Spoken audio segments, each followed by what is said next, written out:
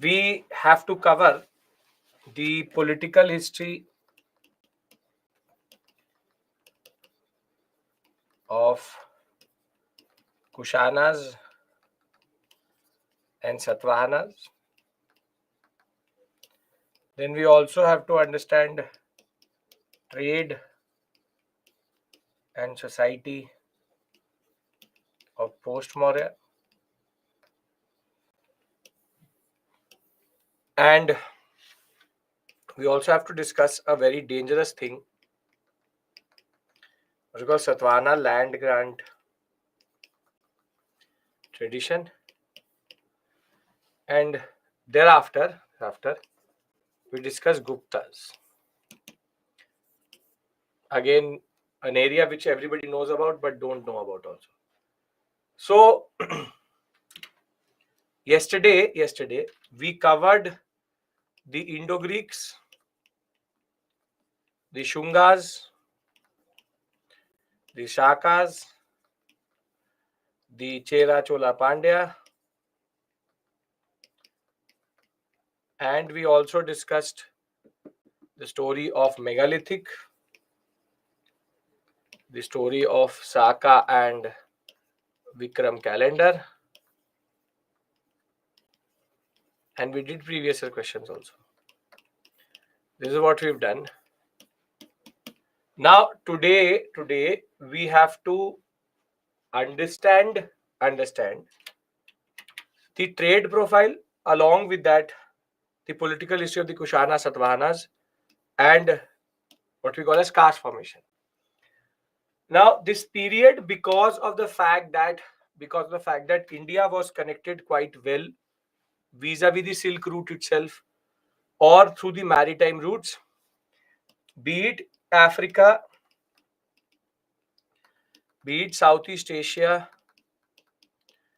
be it China, the most important trade was happening via the sea, which is the Roman trade in the Arabian Sea.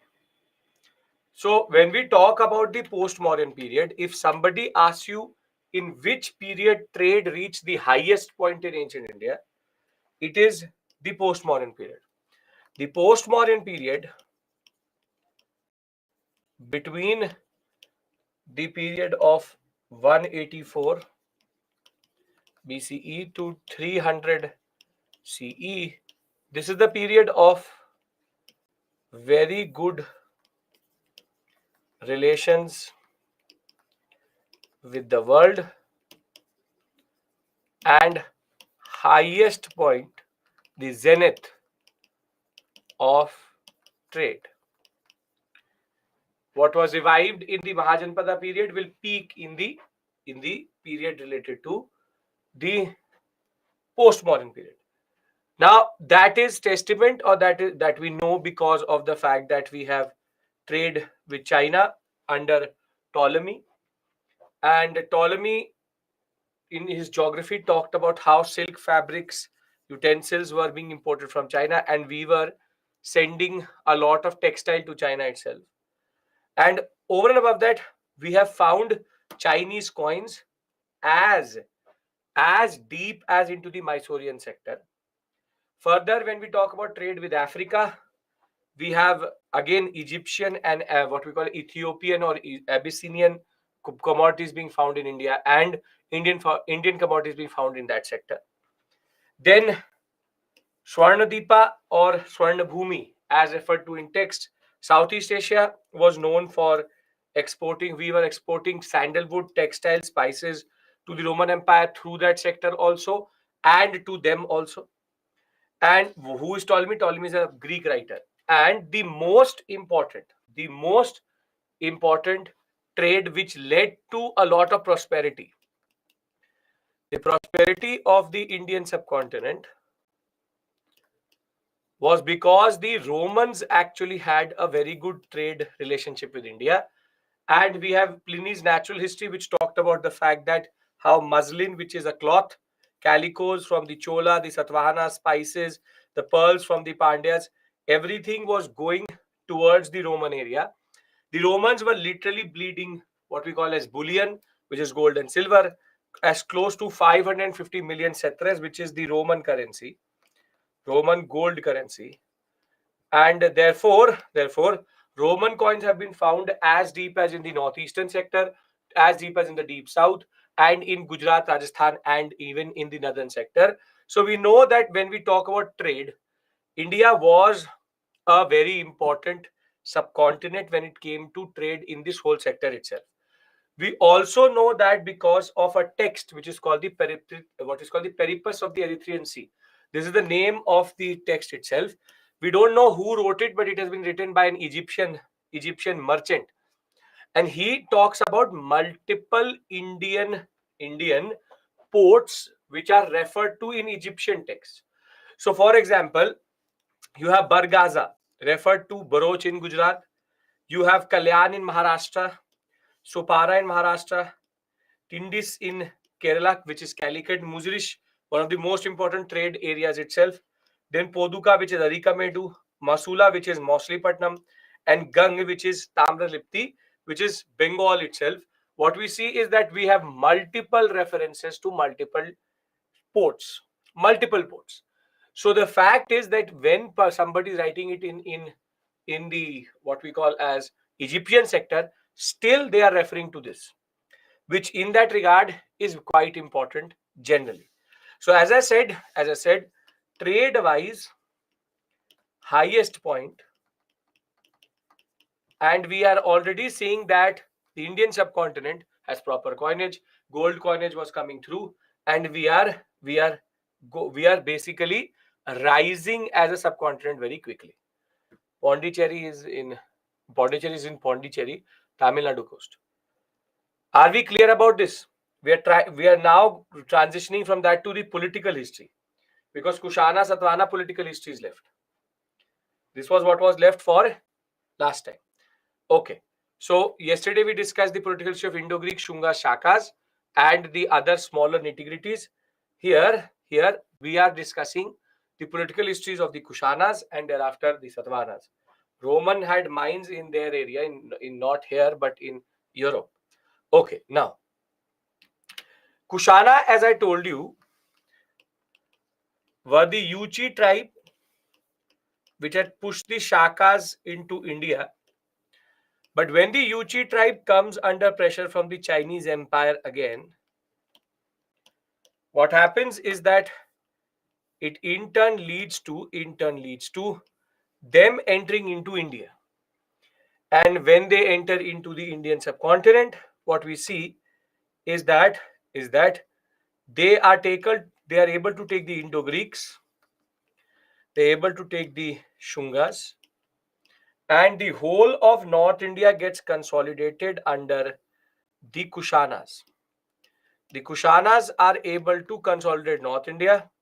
The Sakas will remain tucked in between the Satavahanas and the Kushanas, and you have in the deep south the Sangam polities in that regard. This is what we did yesterday, wherein we were able to understand how things were operating. Wherein Kushanas, Sakas, Satavahanas, Sangam, they are contemporaries to each other. Sangam will start to decline by this point of time, but Kushana, Sakas, Satavahanas persist till the rise of Guptas, and Sakas will more or less become insignificant in the battle between the Satavahanas and the Kushanas. Now, when you look at the Yuchi tribe or look at the rulers, we already know, coming from the Oxus River, the Torachian tribe or the Yuchi tribe, their first capital was Purushapura, which is Peshawar. Second capital was Mathura. So once they were here, they had one, then they had here the other one. Now, when we talk about their ruler names, you will realize something, that they will have tribal names, and then they will start to get affected by either Buddhism or Vedic Brahmanism, and that is reflected in their names itself. For example, you see Kujla Khedifis, Vima Taktu, Vima Khedifis, but now after that their names will start to change. Kanishka, Huvishka, Vasudev, Vashishka. This is because the more they will get influenced by the Indian subcontinent, the more their Yuchi tribe, Torachian influence will keep on going away. And therefore, there are two very important rulers here. Kanishka is the first very important ruler, and second is Huvishka. Kanishka is considered the most celebrated. Even when he was not the ruler, he was presiding over the fourth Buddhist council. He is known to be the one who actually brought in Indo-Greek culture and all these things together in that regard. And when we talk about about Kublai Khan, he was the one who established the rule in the Peshawar sector, and he started to enter into the Indian subcontinent further. So he took multiple titles. That does not matter to us. Vima Kadphis is the one who started to issue gold coins, but he starts a very important concept. Vima Kadphis, rather than just Indo-Greek coins, Indian gods start to appear on the coins. Shiva, Nandi, Trishul, Maheshwar, all these words have started to come in. Thereafter, Kanishka is the most celebrated. Kanishka is the most celebrated, as represented in his coins itself. Very beautiful gold coins. Can anybody tell me who this is? Which Indian god is this?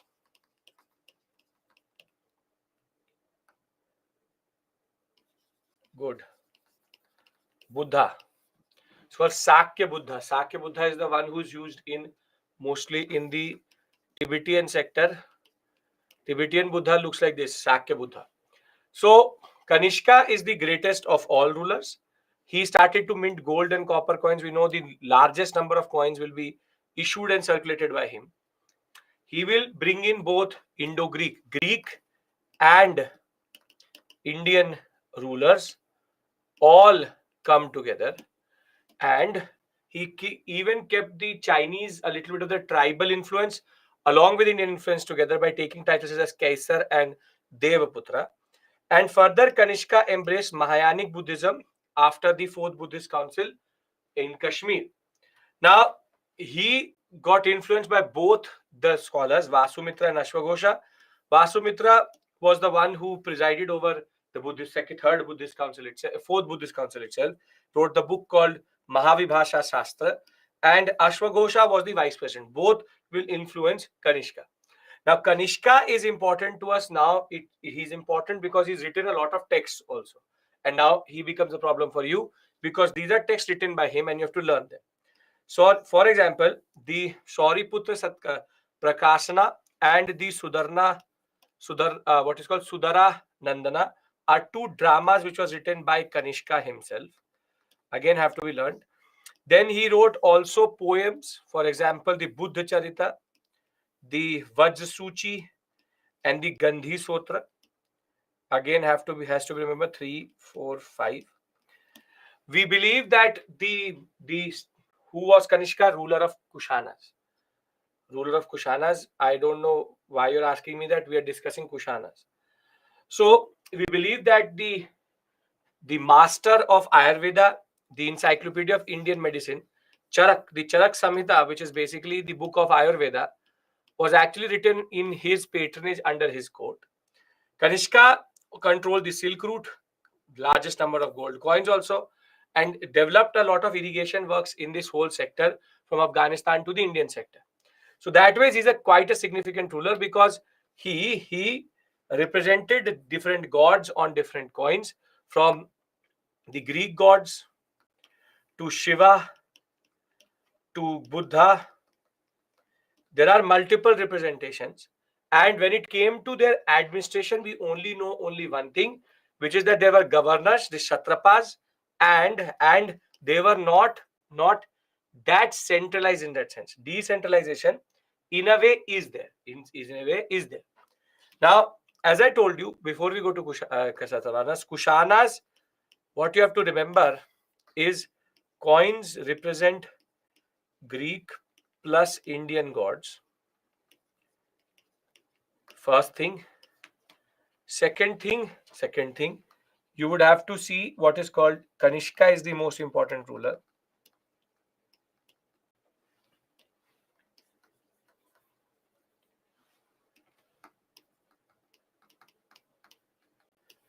And the most important point is his texts are important.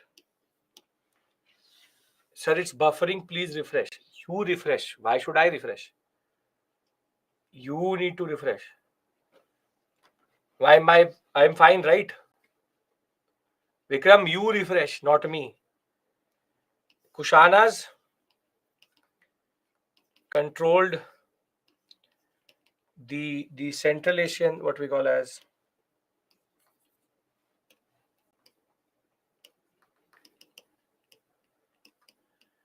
and Northern India. The texts which are mentioned here, these ones, these are texts written by him. Important that ways. So other than that, I'll tell you why Kushana is important generally.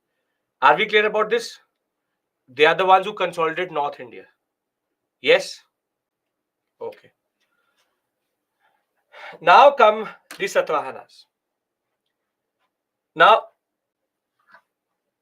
when we talk about Satavahanas,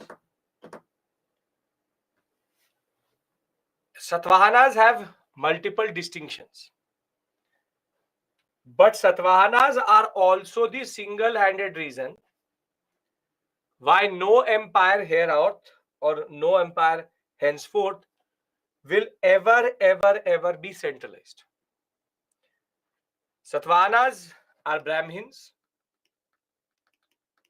So Brahmanical revivalism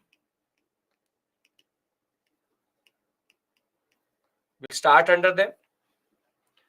They were already present. They were present in the Deccan sector.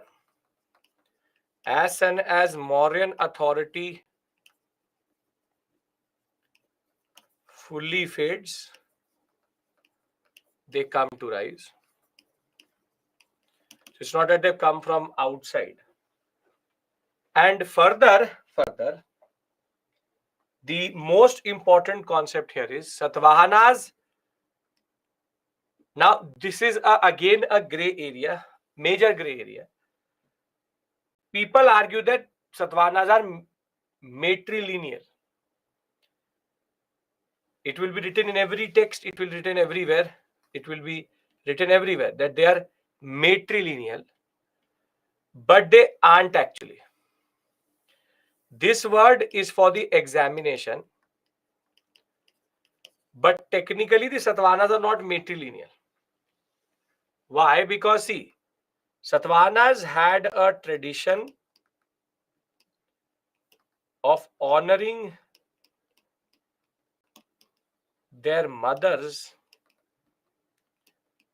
by taking prefix or suffix, which is front or back, but it was still patrilineal only, wherein father side succession. When you see any Satvahana ruler, their name is going to be something like this: Gautami Puta Sri Satkarni, Vishishti Puta, Gautami Puta, Madhuri Puta, Vashishti Puta, Hariti Puta, and Gautami Puta. This means Gautami Putra, which means son. Sri Satkarni, Sri Pullami, Sri Yatna. These are the names of the rulers. The most celebrated of them is Gautami Putra Satkarni. The fact of the matter is that this is a way of honoring their mothers. They just take the title of Raja Gautami Putra. They add mother's name in the front.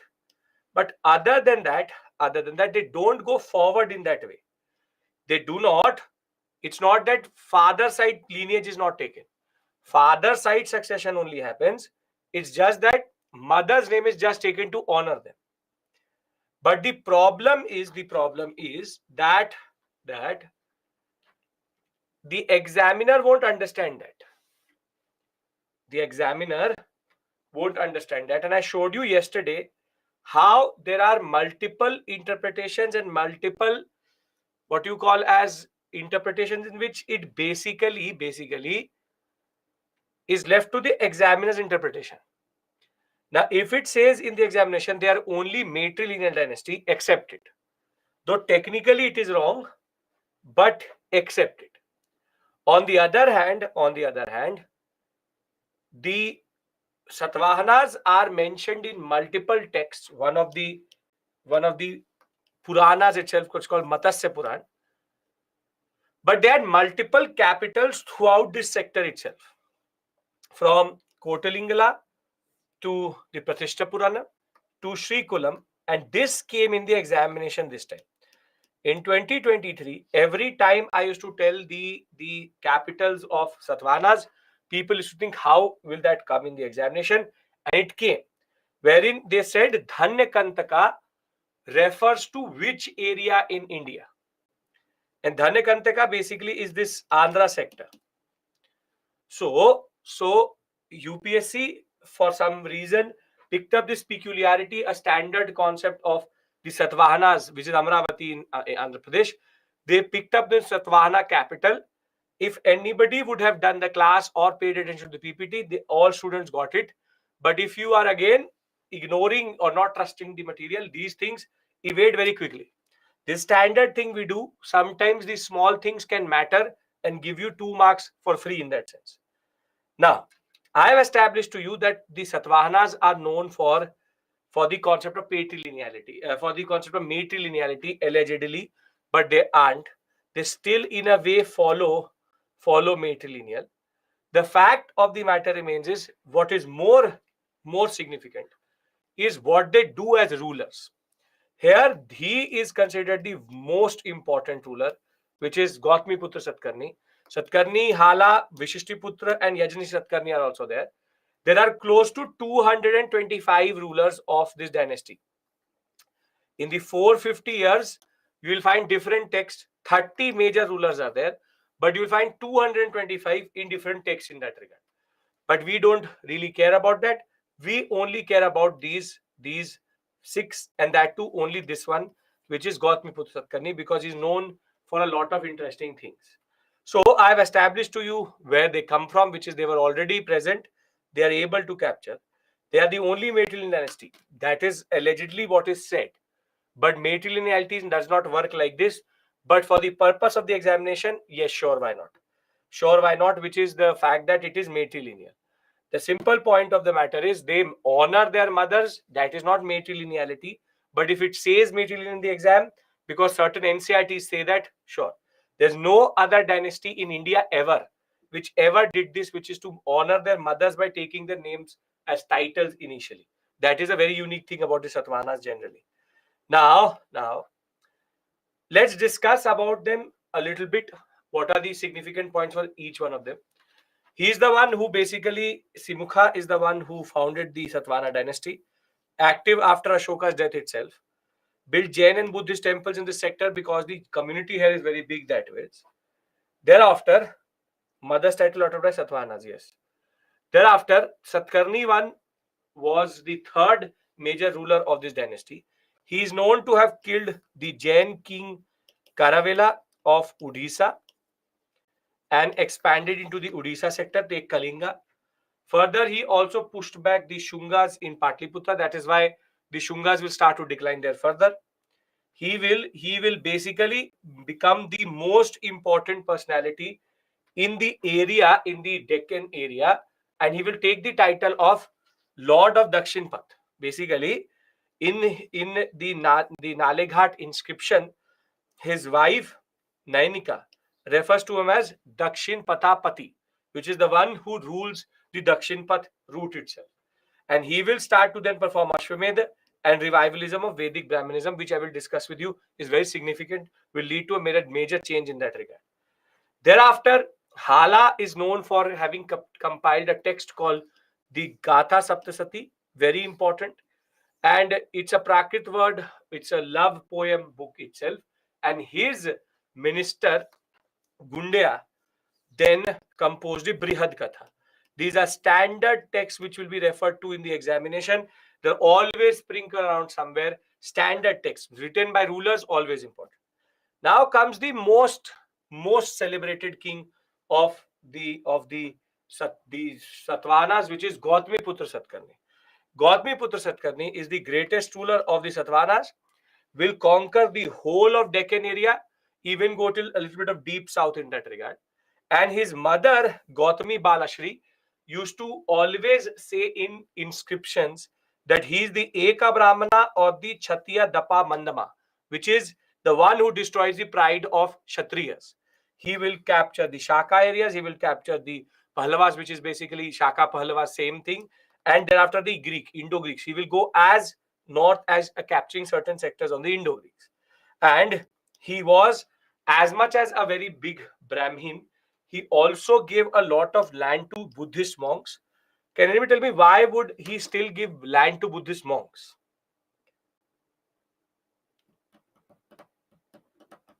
If he's a Brahmin, why is he giving land to Buddhist monks? This is basically to appease the community, the merchant community, because the merchant community is Brahmin, is Buddhist, and therefore he is appeasing that. And more than that, he is tolerant. And this is something which we forgot today, which is that it does not really matter what is the religion of the ruler. What matters is that he always has a very, very, very open approach towards other religions. So he's giving it to Buddhist monks because Buddhism is the most popular amongst merchant community. He needs the merchant community generally. Thereafter, we have Vishishtaputta Pullami. He is the one who started to then inscribe a lot of coins, which we found in the Andhra sector, recover some of the territories which had been lost to the Shakas in between the battles. Yajansi Satkarni is the one who will take the Konkan sector, move a little bit southwards, and he will be a lover of trade and navigation. The highest amount of trade happened under Yajansi Satkarni because he allowed the whole sector to become very, very stable in that regard. Thereafter, the Satavahanas, when it comes to political history, is complete. Now I want to do something very significant, and that is the Satavahana tendency, which will basically destroy everything. Whoever ruler is mentioned in the PPT is very, very important, very factual. Please go slow. I don't know how by going slow the factualness goes away, and if I go a little bit slower, I'm basically reading out of the PPT. I'm just telling you one thing very simple. You have to, and this is your role, you have to learn the name of the rulers which have been given in the PPT. Everything which is important about them I've already marked. You have to remember, and there's no running away from this. So it's totally your role. So if I read slower also, I'm basically wasting your time because you have to go through it. Please explain. What should I explain to you? What should I explain to you? You tell me what should I explain here. I'll explain that exact thing. You tell me. Hala importance, wrote a text. That's it. Karaku, what should I explain here? It's a factual area. What I have to explain, I'm coming to that. But tell me what to explain here. I'm already telling you that it's a factual area. Acha, history. About kiska history? What history?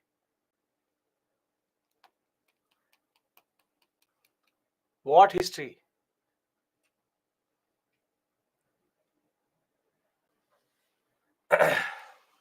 Satavahanas. So what am I doing for the past 40 minutes?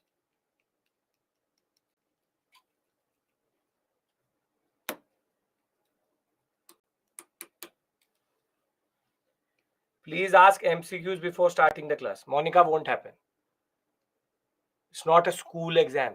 Not in 10th class, 11th class, or it's not engineering class. I'm not asking you questions before. If some other teacher does it, I am not doing it.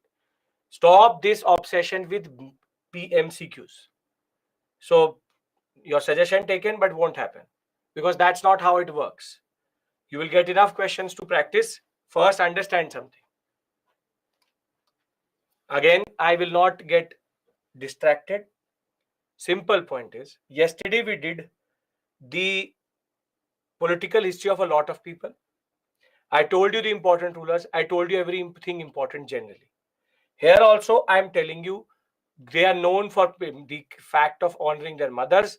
They have a certain way in which they expanded. I have no intention of telling you that Gautamiputra Satkarni went to North India, then he fought this person, then he went to South India, then he fought this person. UPSC doesn't care. I don't care at that moment automatically. Political history is just filler. The simple point is, I am telling you certain rulers who are mentioned here, and therefore, I am telling you their major contributions. From Shimuka to establishing, from Satkarni called Lord of Dakshinpath, to Hala writing two texts, to Gautamiputra Satkarni.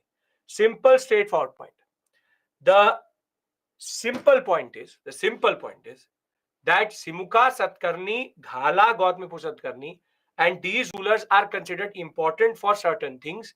I have established that to you. My role ends here. I am not going to tell you a story of them, how they expanded or how they are. That is not how ancient history works. That is why you have always found ancient or medieval very difficult, because you get caught up in things which really don't matter. So if everybody is on the same page with regards to certain rulers, and in the examination they can ask you who is considered Lord and who is called Lord of Dakshinpath, who is the one who defeated Karavela. That information is here already. So very simply, can I go into a discussion which really matters? Can we discuss that?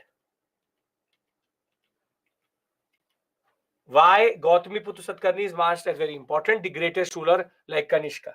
In a way, if you look at it, there are only 5 names. Pushyamitra Shunga, thereafter Menander, Rudradaman, Chastana, Bhumka, and Nahapana, Kanishka, and Gautamiputra Satkarni. 5 set of names I've given you. Nothing more, nothing less. So, literally, this is what you have to remember. These names which are there, simple, straightforward. Menander, you will see it for Indo-Greeks. Pushyamitra Shunga or Pushyamitra Shunga. Thereafter, Menander, Pushyamitra Shunga, then Nahapana, Bhumka, and you have Shastana and Rudradaman.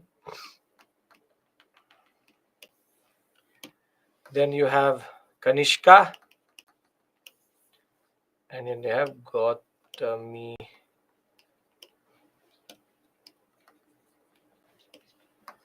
Gautamiputra Satkarni.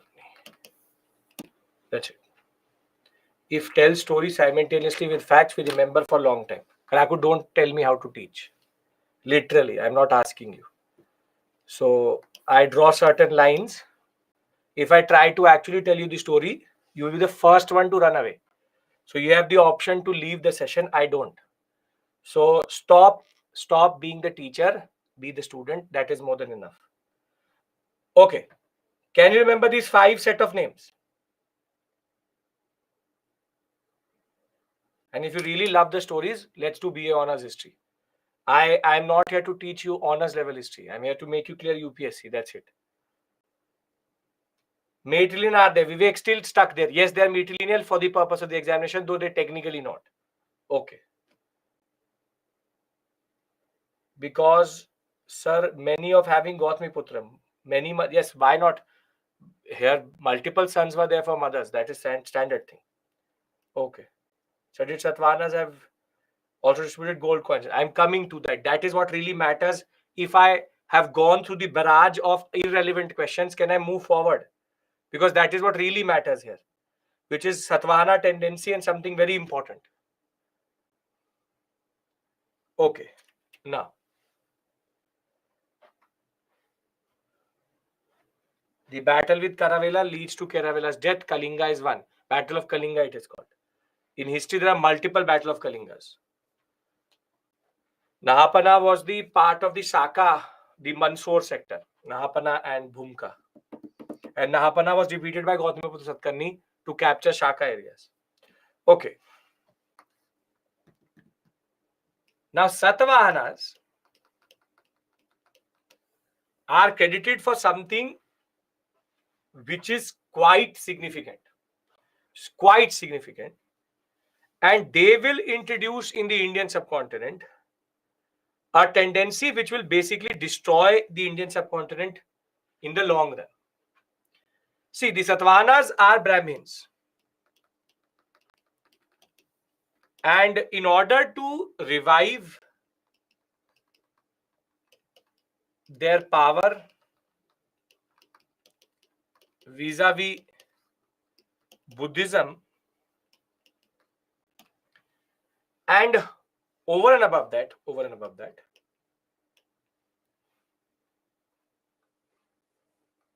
the revival of Brahmanical power via appeasement. Appeasement means to make happy. The Satavahanas started to give something called land grants. They're called tax-free land grants. Now, tax-free land grants start as a very harmless thing, which is it's a dan dakshina or grant to Brahmins to appease them and revive their power. But this generates precedents and new tendencies. Now you see, why is it so dangerous? If there's a piece of land and I am A, rather let's take a bigger zone. If this is, for example,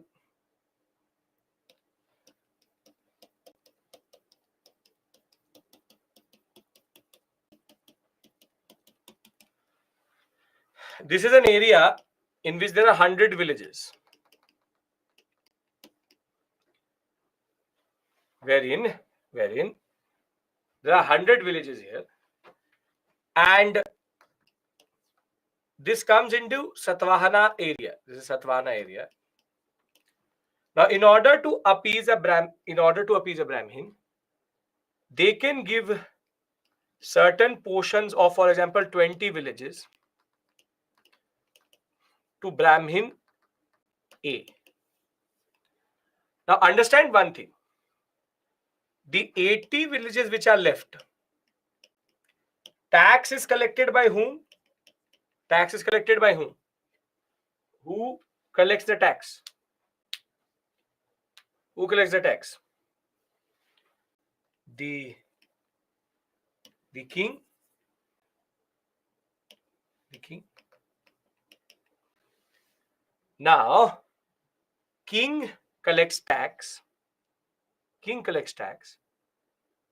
And they are answerable to the king also.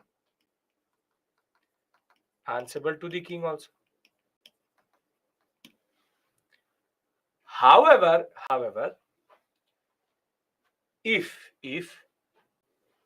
20 villages is given to a Brahmin for as a form of dakshina, as a form of dana, as a form of grant,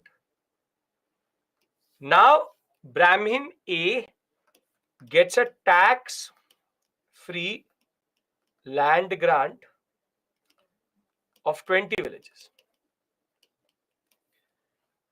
Tax-free land grant means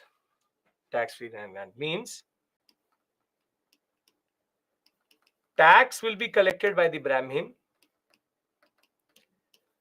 Answerability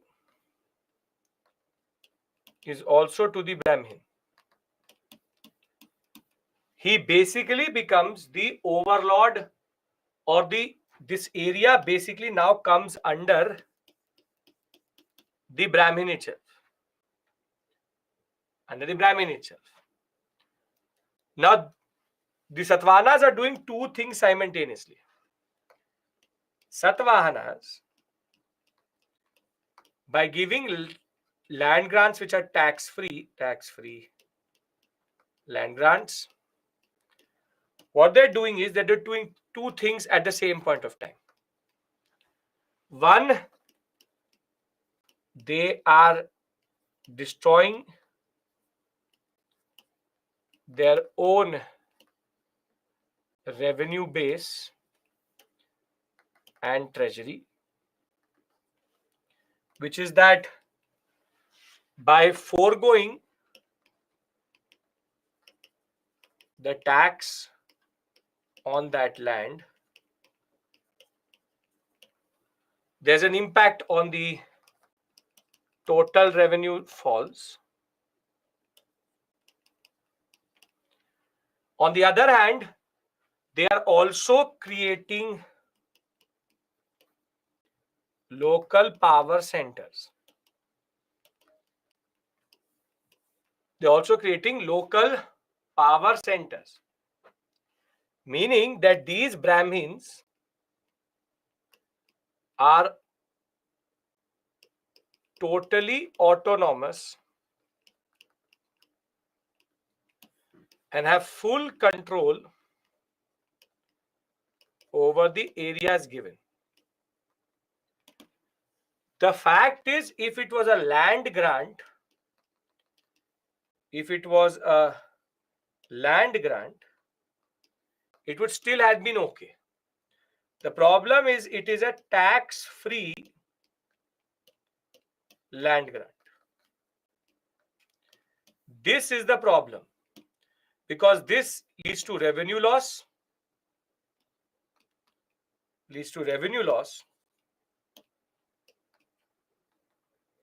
And the same point of time, it also creates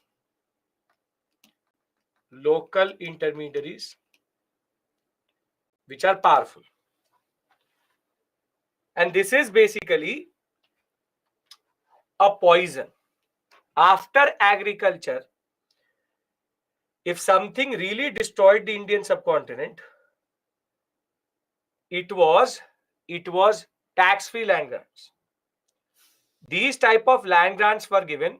These are called copper plate land grants. Has the royal seal is here, and it was written on copper that we are giving you this much land. And the simple point is, this land given is what will lead to issues, because in the whole Satavahana territory, now there will be pockets which will rise, which are basically autonomous. And this is the story of how India will become more and more decentralized over a period of time.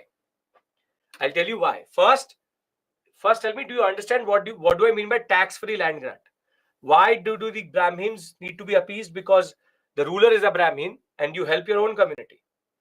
Do you understand how this is in principle problematic generally? That Satavahanas are giving tax-free land grants. Tax-free land grants means it is destroying the revenue base and at the same point in time creating local power centers. Do we understand this? These land grants are hereditary. They are hereditary, yes. Hereditary and are for forever. There's no end date. You get it for your whole family forever. Why are they giving this? Because they are Brahmins. Brahmins had been suffering for the past, throughout the Maurya and the post-Maurya period. See, this is how kingship works. You are a king, you want to show your generosity.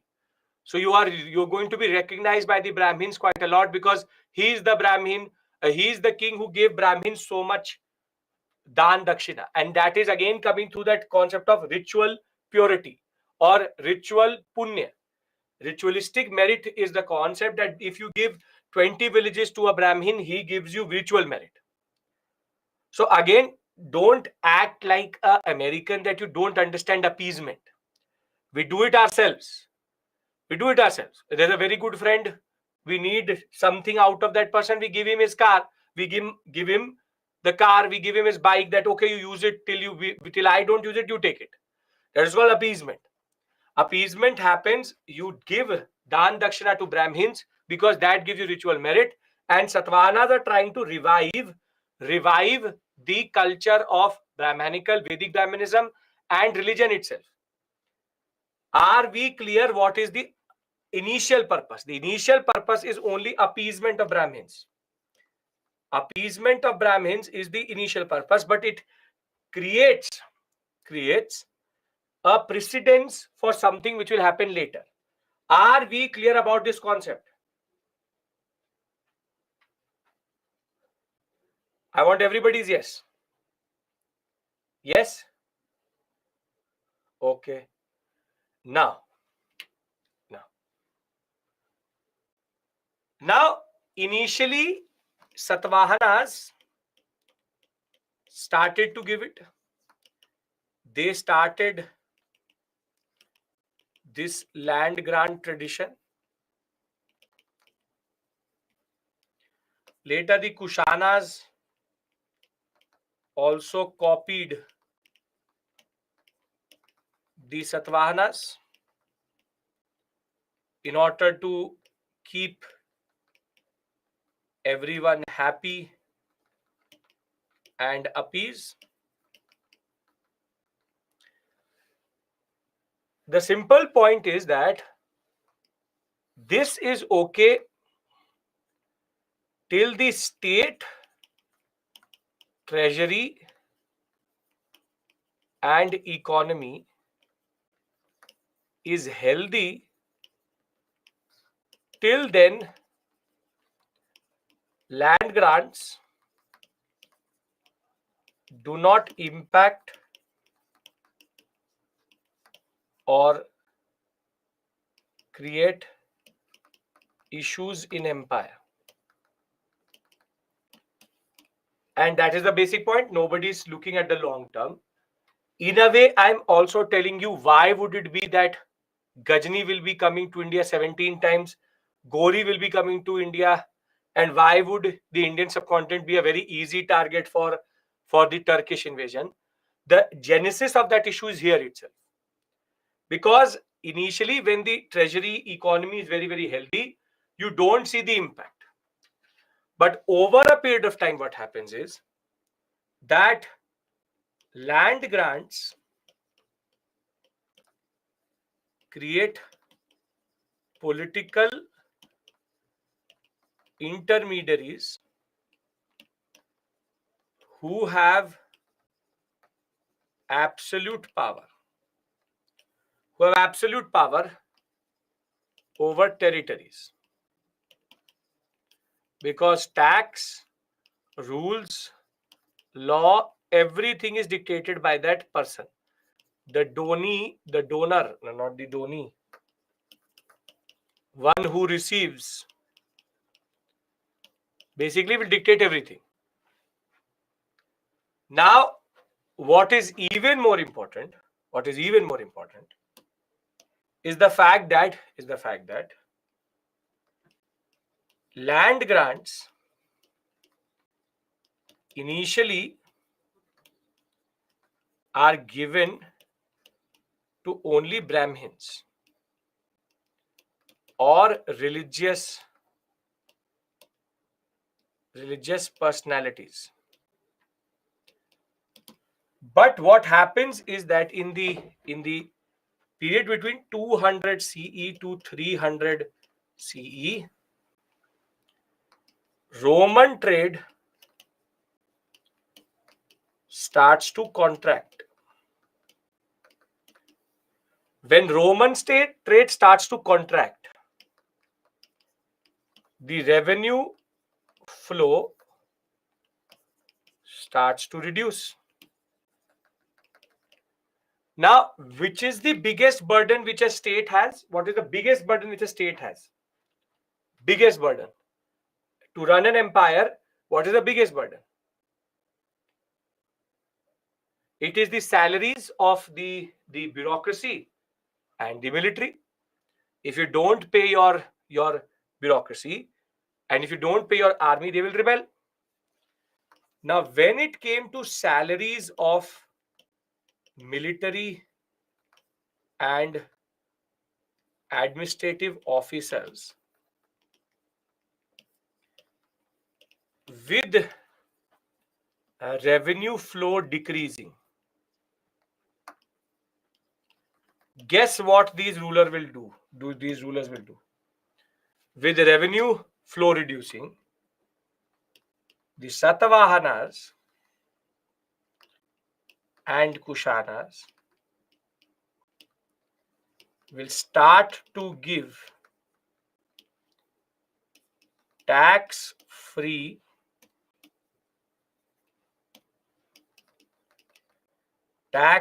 land grants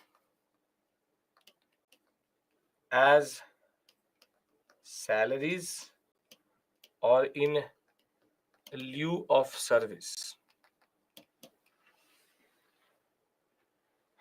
And this is where everything is going to go down, because now these officers will emerge as local power centers and intermediaries.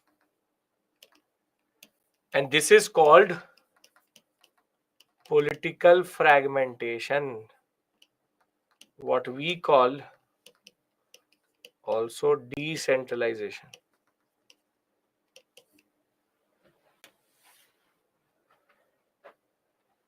Is decentralization not good for stable rule? No. Monarchical rules which are decentralized makes no sense. Now, basically, this is where Satavahanas basically mixed up poison into the Indian subcontinent. They gave a solution to something nobody was asking a solution for. It starts by only giving it to Brahmins, which in itself is dangerous, but it keeps on expanding into bigger and bigger zones, and now leads to political decentralization or political fragmentation. Think of it like this, that today, when you become an IS officer, you will get a salary from the government of India. When the government of India gives you the salary, you are under the control of government of India, and government of India has absolute control over you. They can control the salary and you will be nowhere. Now imagine that there's a financial emergency which has been proclaimed, and the government of India says that you can extract the revenue out of your district, for example, Agra, and that Agra revenue is equal to your salary. Now basically, you literally become like the ruler of Agra or your district. And this is where a local power center is created. And this is in Indian history called rise of feudalistic tendencies. Feudalism never existed in India properly. That's an ongoing debate, very long debate. But feudalistic tendencies means decentralization of power. And these people who have got these land grants, they are called the donis. The people who get it are called feudatories. Feudatories are local power centers. These local power centers, what happens is, till central control is good, they remain in place. But as soon as this weakens, there will be fragmentation. And that is why India will keep on becoming more and more fragmented as we go on from the ancient to early medieval. The fact that we call it ancient and medieval and ancient and early medieval is because early medieval means that there is decentralized, fragmentary, feudatory politics. Now, what I've tried to establish to you is very simply three things since the beginning. First, the concept of the political history, which is insignificant to me right now, which is Kushanas and Satavahanas, and the trade reaching a high point. But what I've told you is that Satavahanas, though project a lot of power, they are not very good at managing their resources.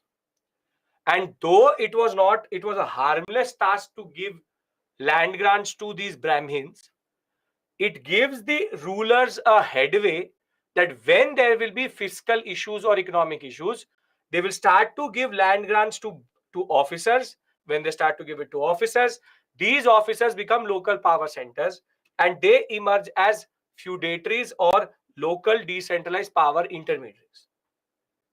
We can't call it feudalism because feudalism is a very European thing. It's a very, very European thing.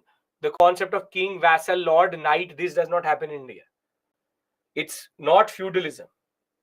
Feudalism, you don't know Hemant, that is why you're getting confused. Why is it called feudalism if land is given to peasant? It's not, that is not how feudalism is defined.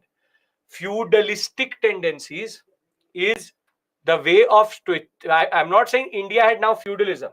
I'm saying feudalistic tendencies. It's a generic word which I'm using. Feudalism is the best example of decentralized model of control. So when I say feudatory, when I say feudalistic tendencies, I'm trying to talk about decentralization of power. Are we clear about this? I am not going to tell you what is feudalism because you don't need to know it. If when in world history, I will discuss it with you. Do you understand how this copper plate inscription is going to become the reason why nobody in India was ever united? The reason why the Turks were able to win over the Indian subcontinent, the reason why British were able to win over the Indian subcontinent, the fact of the matter remains is everybody was always disunited. The reason for that disunity is called feudatory mentality, which is not my problem mentality. If I am a feudatory, I don't care what is happening to the next feudatory until it becomes my problem itself. I'm telling you the genesis of something very important, which is land grants as a form of political degeneration, political fragmentation, because there's a major misnomer, major myth which you have, which you will tell me also.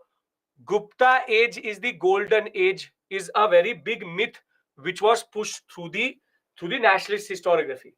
That Gupta age, the best, the most beautiful, the most strongest empire ever.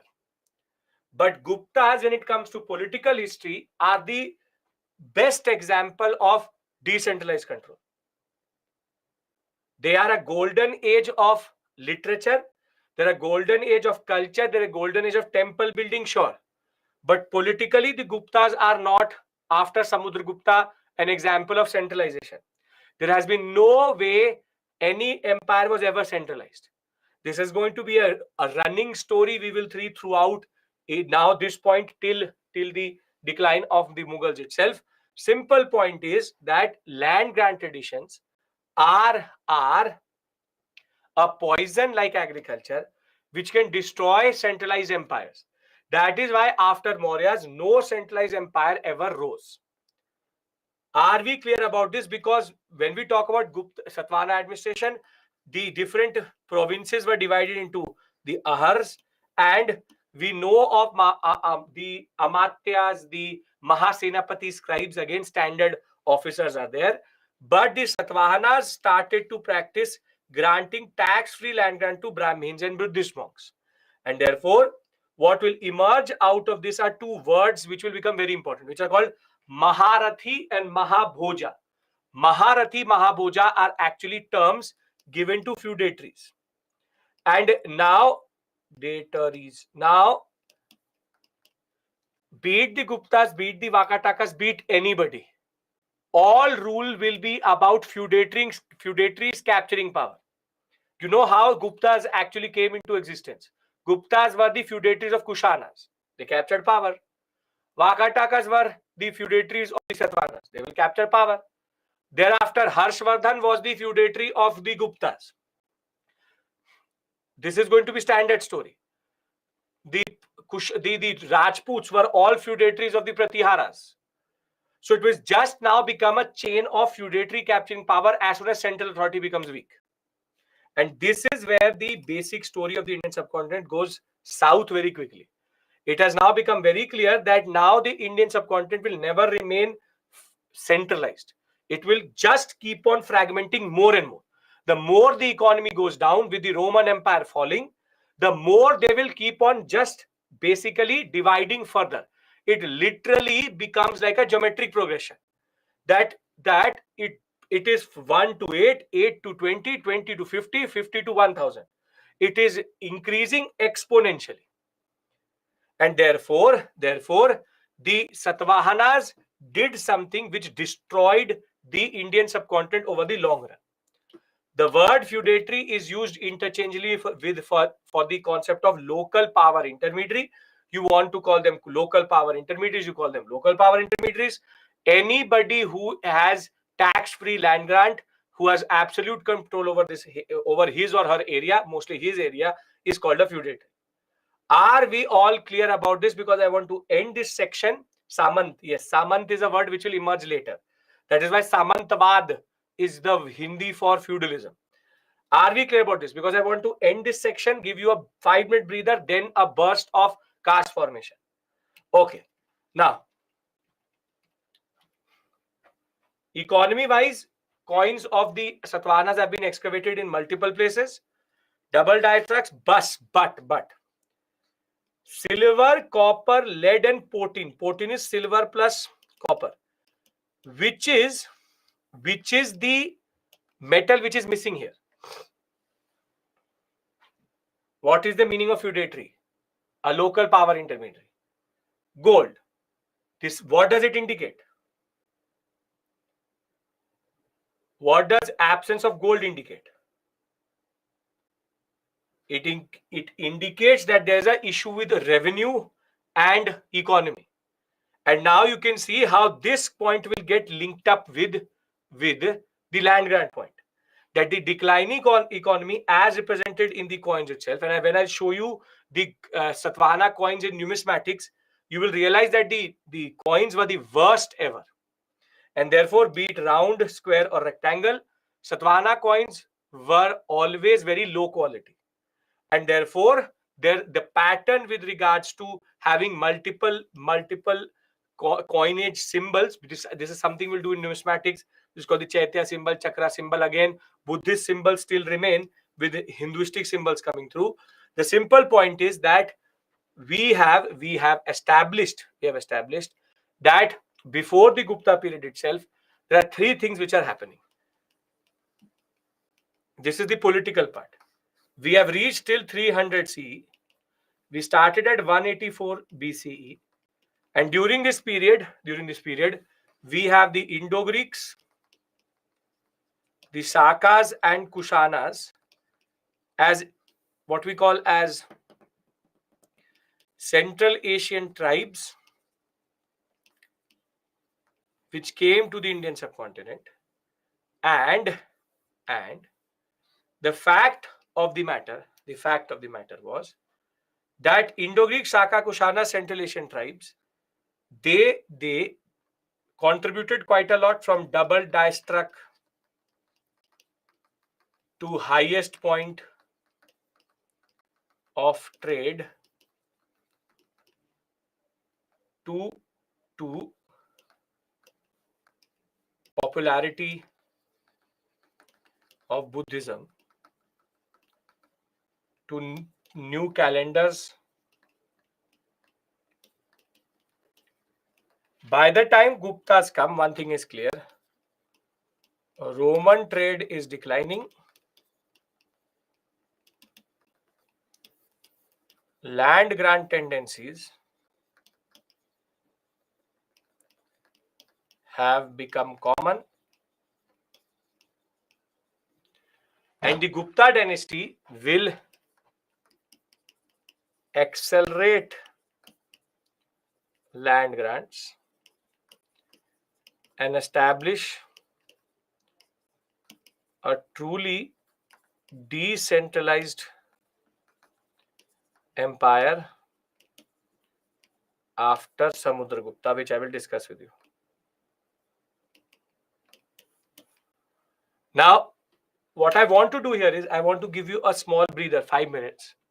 And then I want to discuss with you caste formation. That is again something quite interesting. Can I do that? Copper plates were licensed to land grants. Mostly land grants were on copper plates because it survives over a long period of time. Gold coins are completely absent. Yes, mostly absent. Right? All these points are clear. Post Gupta is over. Post Maurya is over. Module number five is over. We now have to just discuss a simple point, which is caste formation. We'll discuss that, and our society discussion will be over, and then we'll start the Guptas. Right? Okay. We come back at 6:20, and then till 45:50 we'll go. Numismatics is art and culture. We'll do it there.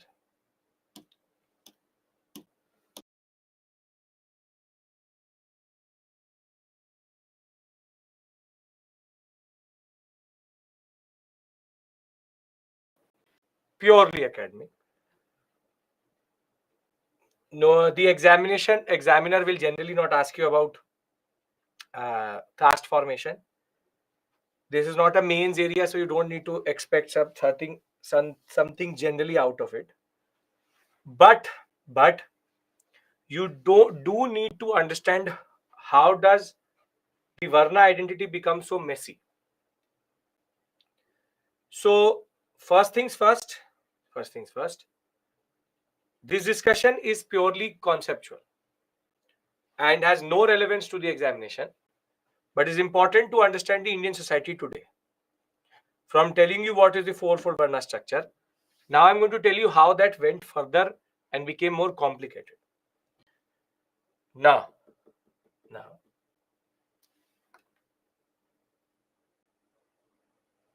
when I say the word caste, this word is a very late word, very, very late word, because this word comes from the Portuguese word castas. It's a Portuguese word.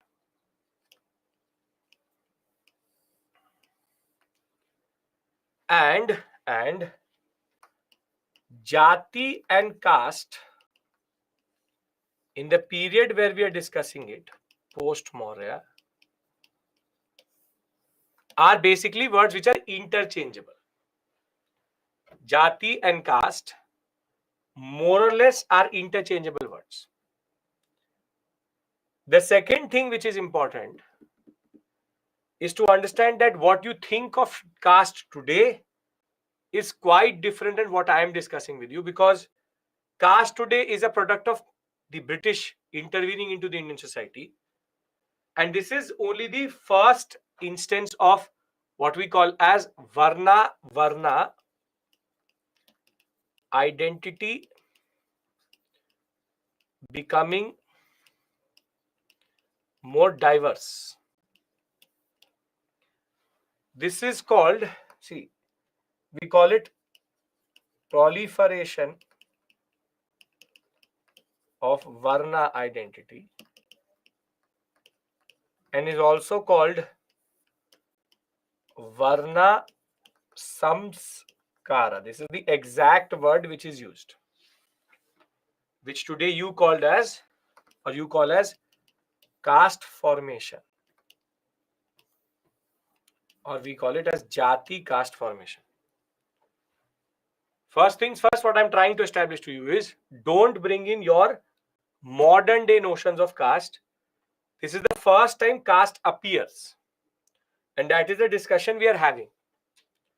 Now the question is how? Now I could have easily told you that caste formation happens in the postmodern period and this topic would have been over. Very simply, topic over. Nothing more, nothing less, done. But I will tell you how. And therein you'll understand how the Indian subcontinent starts to change. Varna samskara means Varna proliferation. Now, see, 4 Varna categories are there. Brahmin,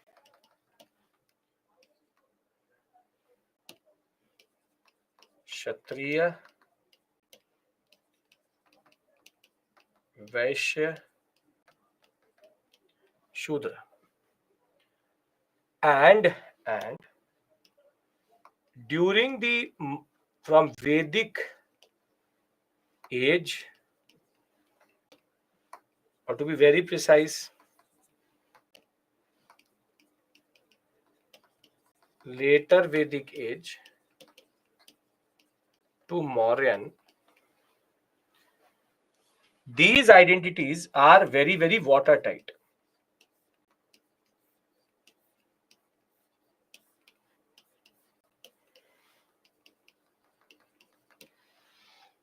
Watertight means that they are bound properly. These are rigid. These are homogeneous. Homogeneous. No Karaku, division of work opportunities led to further division of Varna system. Listen to me. Bata.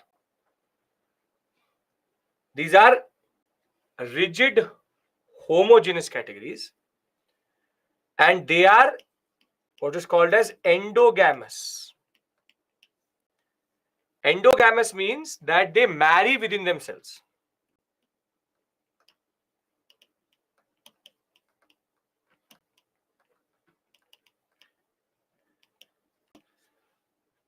So, Brahmin, Kshatriya, Vaishya, Shudra.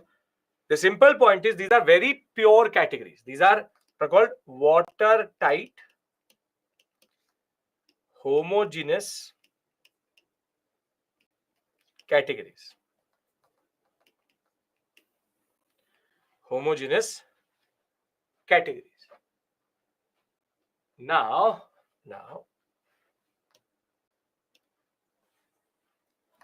post-Mauryan period changed this. And this is where we have to understand how. Do we understand the first point? Homogeneous, endogamous. Homogeneous, endogamous. We understand that? Perfect. Now you see, you have Brahmin, Kshatriya, Vaishya, Shudra. Now these have been very pure categories held together. Now Indo-Greeks come, Kushanas come, Shakas. These are Central Asian tribes or Greeks themselves. Homogeneous, not understood, meaning a Brahmin is a Brahmin. Brahmin marries with the Brahmin. There's no Brahmin Kshatriya or Kshatriya Vaishya or Shudra Vaishya, no type of intermarriage. So they are very homogeneous. Homogeneous means that their identity is one, Brahmin, and everybody is a Brahmin. There's no impurity or any form of foreign element here. Now, Indo-Greeks, Kushanas and Shakas come. But do the Indo-Greeks, Kushanas and Shakas follow the Varna system? Do they follow the Varna system? No. Now they need to be assimilated.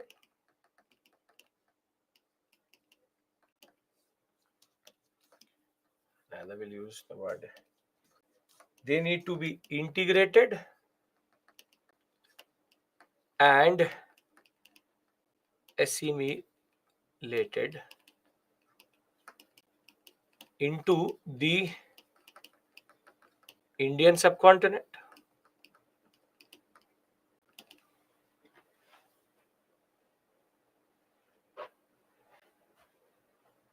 Now, this word integration and assimilation Assimilation. Assimilation mean that they need to be put into these four categories. They need to be put into these four categories. So now we start to add.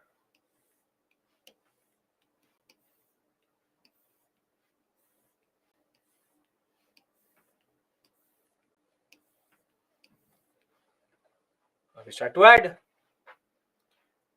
Wherein the Indo-Greeks merchants need to be put into Vaishya, scholars into Brahmin, their fighters into Kshatriya. Kshatriya what category is the biggest which becomes, because most of them are fighters.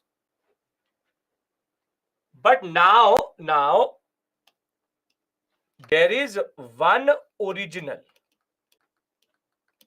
who has existed between Vedic to Mauryan, and there's now one more which is the new element.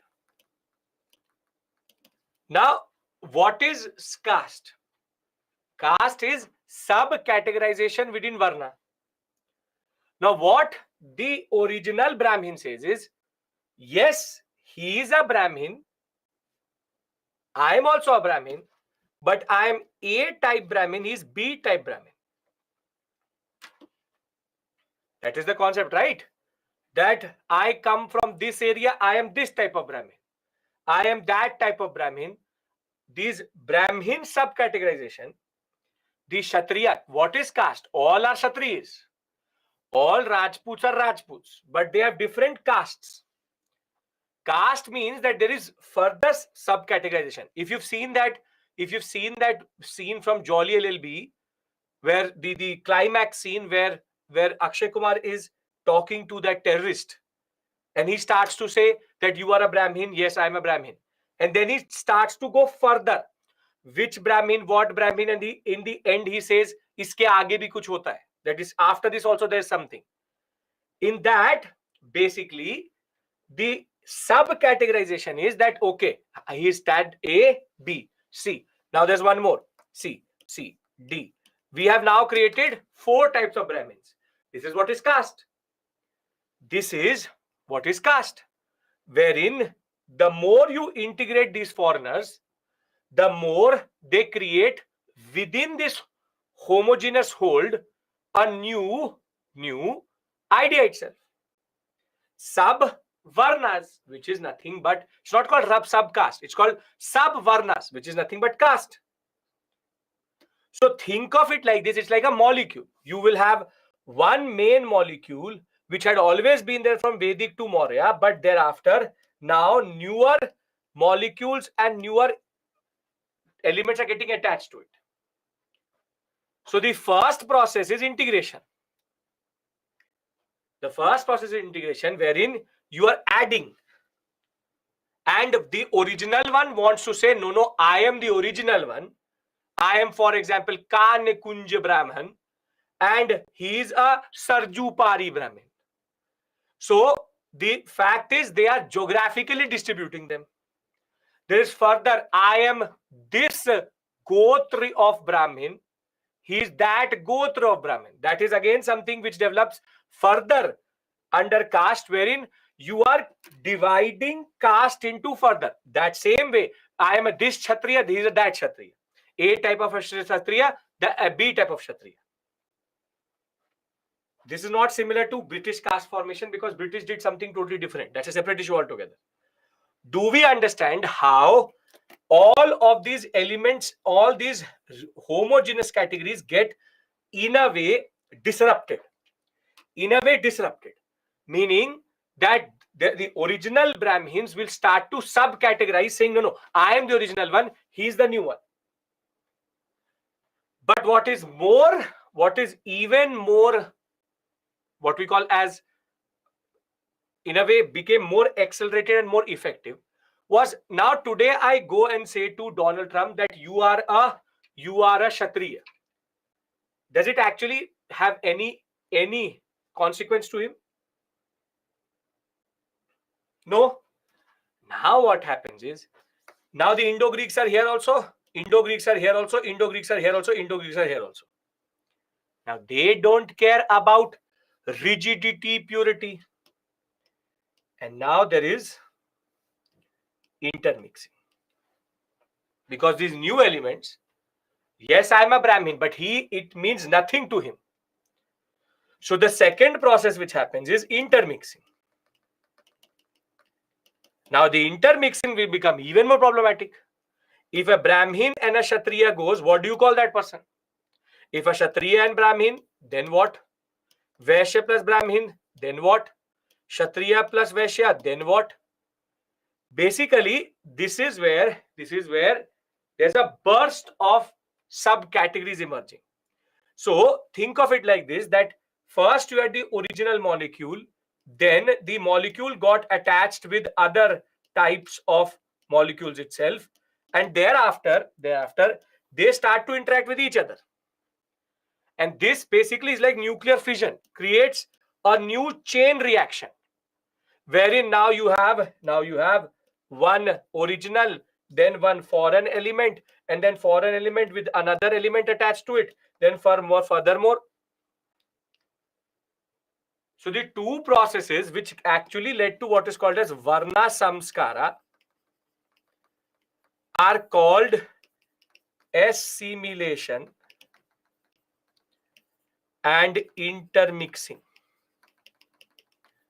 all happening during the postmodern period. I want to give another example if you understand this. If you've not understood this, is this making sense to you? How does assimilation and intermixing was not allowed previously because the categories were very pure. They knew their position itself. Now with newer foreign elements, these categories have only basic symbolic value, and they will start to intermix. Now what I want to do is I want to give you an example, more practical, and it will make sense to you. Can I do that? Why is this happening in this period only, Sadhana? Because it is only on the postmodern period that we have Yuchi tribe, Scythians, Indo-Greeks entering into the Indian subcontinent.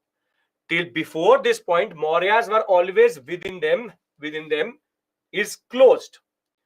Assimilation, there's no mixing between two castes. No, assimilation is that I'll give you the example you understand. What the original categories of pure blood? There's no purity blood. All this is make-believe. The simple point is categories become very problematic. You see, I'll give a very simple example and you will understand it. Pay attention now if it has not made sense to you till this point. Pay attention now. Please pay attention. Did earlier Varna system have no color differences? Is there something which is not there? You are picking up from something which you are mixing up 2-3 things. That I will not go down that line, but you're mixing up 2-3 things.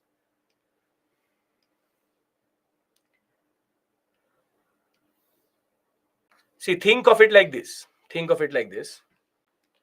Simple point. There is water in a tank. There's water in this tank.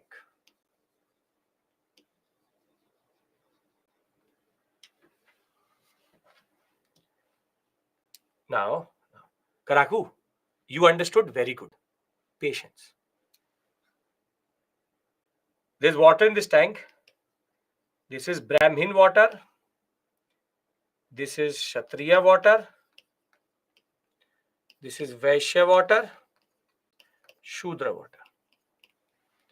Now, is there any form of, there's no form of leakage between these walls. So can I call them pure categories? Pure categories, they only interact with one another. They only interact with one another. And that is how they live. The molecules are homogeneous. Now the first thing which happens is 1 second.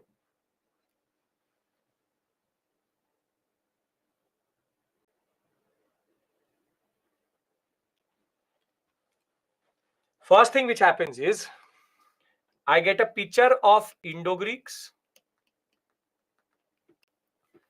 picture of Kushanas, and I get one more picture of the Shakas. Now what I do is I start to now pour, because this is what is the need of the hour, which is assimilation.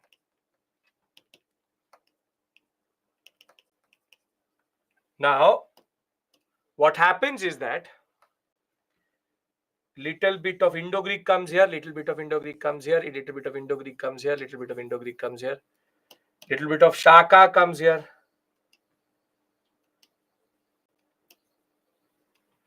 and thereafter little bit of Kushana also comes here.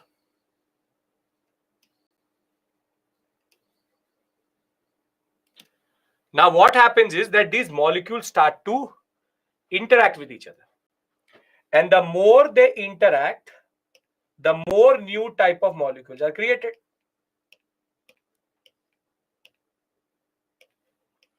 Now this is one new cast. Till this point it is still within.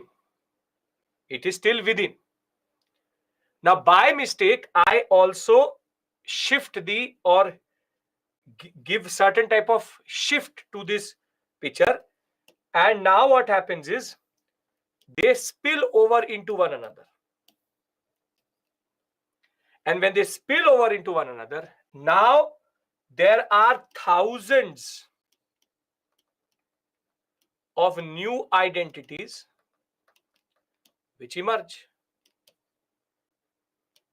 And that is nothing but called Varna Samskara or caste formation.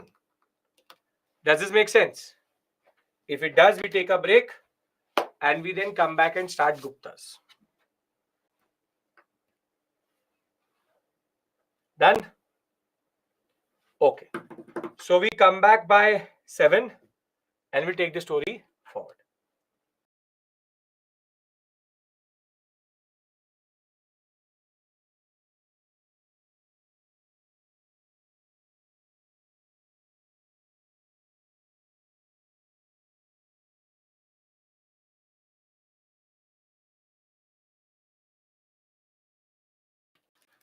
Okay, we start module number 6, the last pure ancient module, which is basically two chapters out of R.S. Sharma, one out of the 6th class NCERT. And the Gupta dynasty is quite famous for a lot of things. And we will discuss that. Sangam people don't get intermixes. What do you mean by that? Sangam, no, that they are part of the Vedic society. Okay. Can we start again?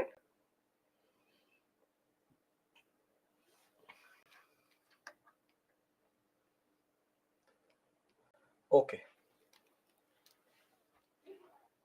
They do, Sachin. Okay. Now the Gupta period is known for a lot of things. The cultural aspect we have to cover in art and culture. That is of no concern to us here. The golden age of art and culture, wherein you have temples, you have sculpture, you have literature. That's a separate issue altogether. We'll discuss Kalidas here though. But when we talk about Guptas politically, the story is totally contradictory and quite problematic. Because the Gupta dynasty had a very dangerous tendency, which is accelerated land grants.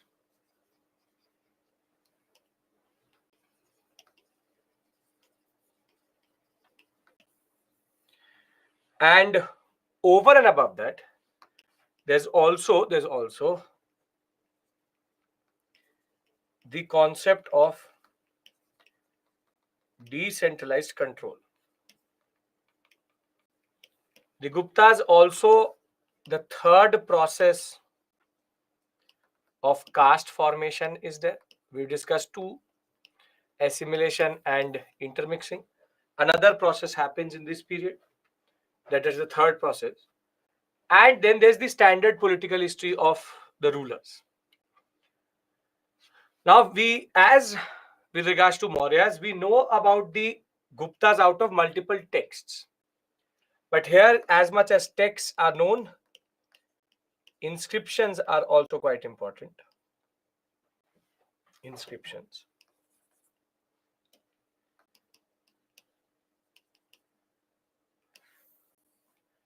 And the concept is that you have, for example, the Kamandaka Niti Sara, which talks about Gupta administration.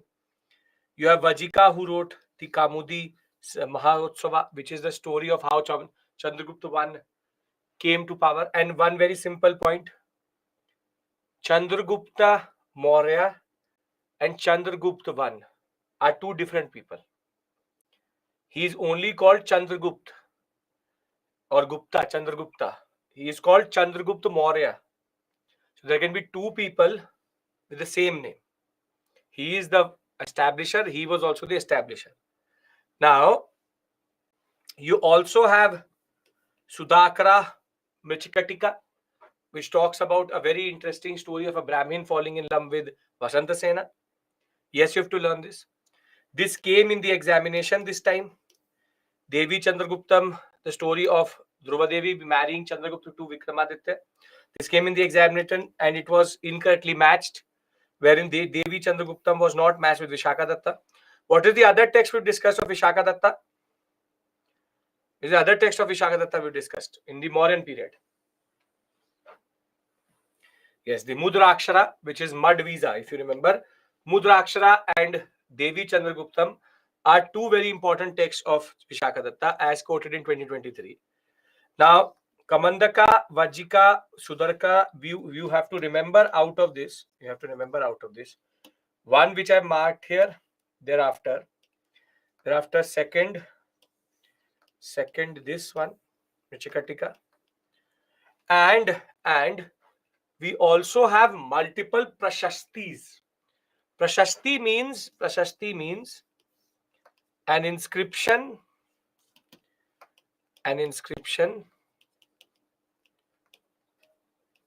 which is celebrating a ruler.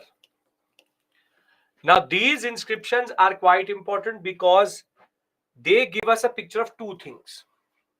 One, land grants, and the other, that now even the daughters and wives of the rulers were also giving inscriptions and certain what we call as information. So, for example, we have the Allahabad Prashasti, which is Ashokan pillar, which has been found. This is the most important now called the Prayag Prashasti in that sense. And this is written by Hari Sena. Hari Sena is the official poet of Samudragupta. And this tells us the conquest of Samudragupta in quite a lot of detail, how he conquered different parts of India. We'll discuss that. Then we have again Iran Prashasti. Iran is a place in MP which again talks about the conquests. Thereafter, the Nalanda and the Gaya copper plate inscriptions are quite interesting because the Nalanda inscription talks about how Samudragupta gave a Brahmin a village, a land charter, land grant in that sense. And Gaya shows us a very interesting thing wherein a Sri Lankan ruler called Mahameghavarman wanted to establish a vihara. Vihara means a monastic hostel for the monks of Buddhism. So he asked the permission of Samudragupta and Samudragupta said yes. And he actually gave land in Gaya through a land grant. That what will you also remember? You take this land and you build your vihar on this. Thereafter, we have one more set which is the Mehroli iron pillar. This is of Chandragupta II Vikramaditya. He is not the same Vikramaditya, but he takes the title Chandragupta II Vikramaditya. And this is a very interesting 23 feet tall iron pillar because it never rusts. So metallurgy had gone so forward that they were able to make a pillar which never rusted. Thereafter, Junagadh again comes back, wherein from Rudradaman to the story of Chandragupta Maurya and Ashoka. We know that Skandagupta repaired this later. Pune and Mandsaur are quite important in that sense because Pune talks about the daughter of Chandragupta II, Prabhavati Gupta, giving a grant. And this shows that land grants were also given by women. And Chandragupta II Vikramaditya, same person. He's taken the title. This is the title he takes. And the Mandsaur inscription, Yashovarman, tells us how the Guptas will be later defeated. These are the texts. You just have to remember their location. This is good for art and culture because recently Nitin Singhania added a chapter with regards to inscriptions. These are the inscriptions which you generally need to know. Allahabad, Iran, Nalanda, Gaya, thereafter Junagadh, Pune, Mandsaur, and Mehrauli. Now, these are the texts which talk about, or inscriptions which talk about Guptas. But the question is, who are the Guptas? How did they rise? And what is the nature of polity? What is the nature of polity? The one what I've discussed with you right now, is the factual part where you need to know the texts. Standard thing, one question is coming from time to time, and it is coming from this list only, so you don't have to go anywhere. If we are clear about that, I would like to rather discuss the reason why Guptas further accelerated land grants. Who are they, where they came from, and what is the nature of polity? Can we do that? Yes?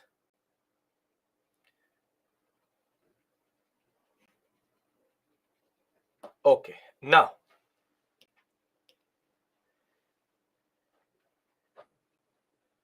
the first question is, where do the Guptas actually come from? Now, we believe that Guptas were the feudatories or local powers of the Kushanas, and they were able to usurp power once Kushanas became weak.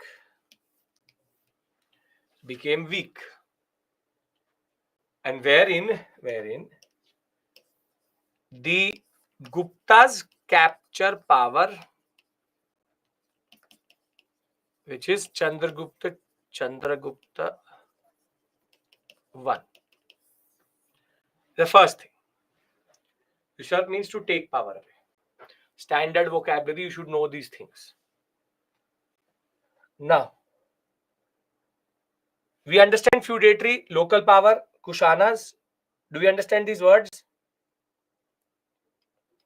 Do we understand these words? Do I need to explain this? That Guptas were given land grants by the Kushanas, and the Kushanas, in that sense, created the Guptas itself. Guptas became powerful, captured power once the Kushanas became weak. This is what it means. Now, we know that the Kushanas and the Satavahanas kept north and south stable, but the Guptas emerge and capture this whole sector and take North India. While on the other hand, the Satavahanas also give birth to a smaller polity which are called the Vakatakas. Vakatakas we'll discuss tomorrow. But the Guptas emerge from this sector of the Patliputra sector and capture power and become very strong in this sector generally. At the height of their power, they were even able to go till the Kaveri Patnam sector and had even control over Gujarat. And when we talk about the rulers themselves, the first one is Sri Gupta, but Sri Gupta is just the one who comes up. It is Chandragupta one who is the first important ruler. Then you have Samudragupta, the second most important.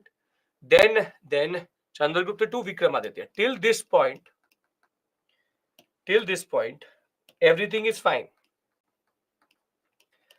From this point forward,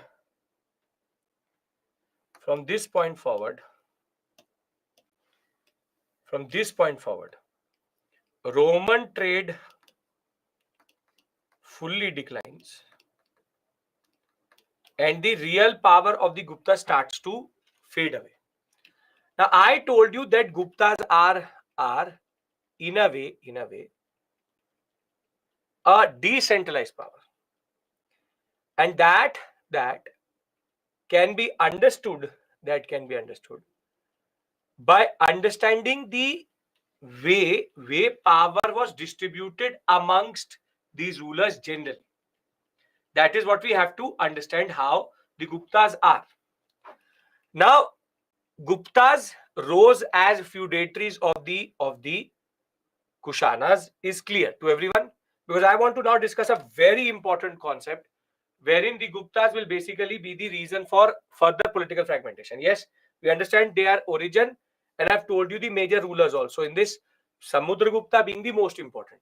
And they are very kind to UPSC aspirants, only have used the same name in that sense, change in that sense.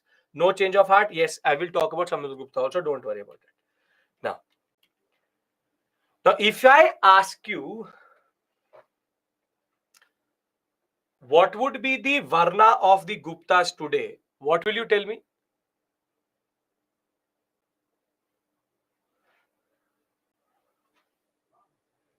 You would tell me that Guptas mostly are Vaishyas.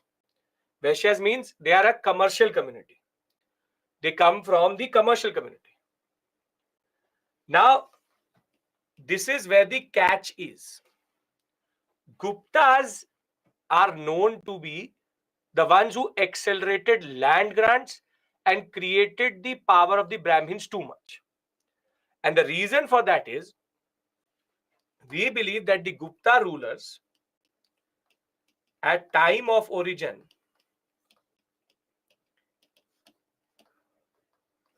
were Vaishyas only.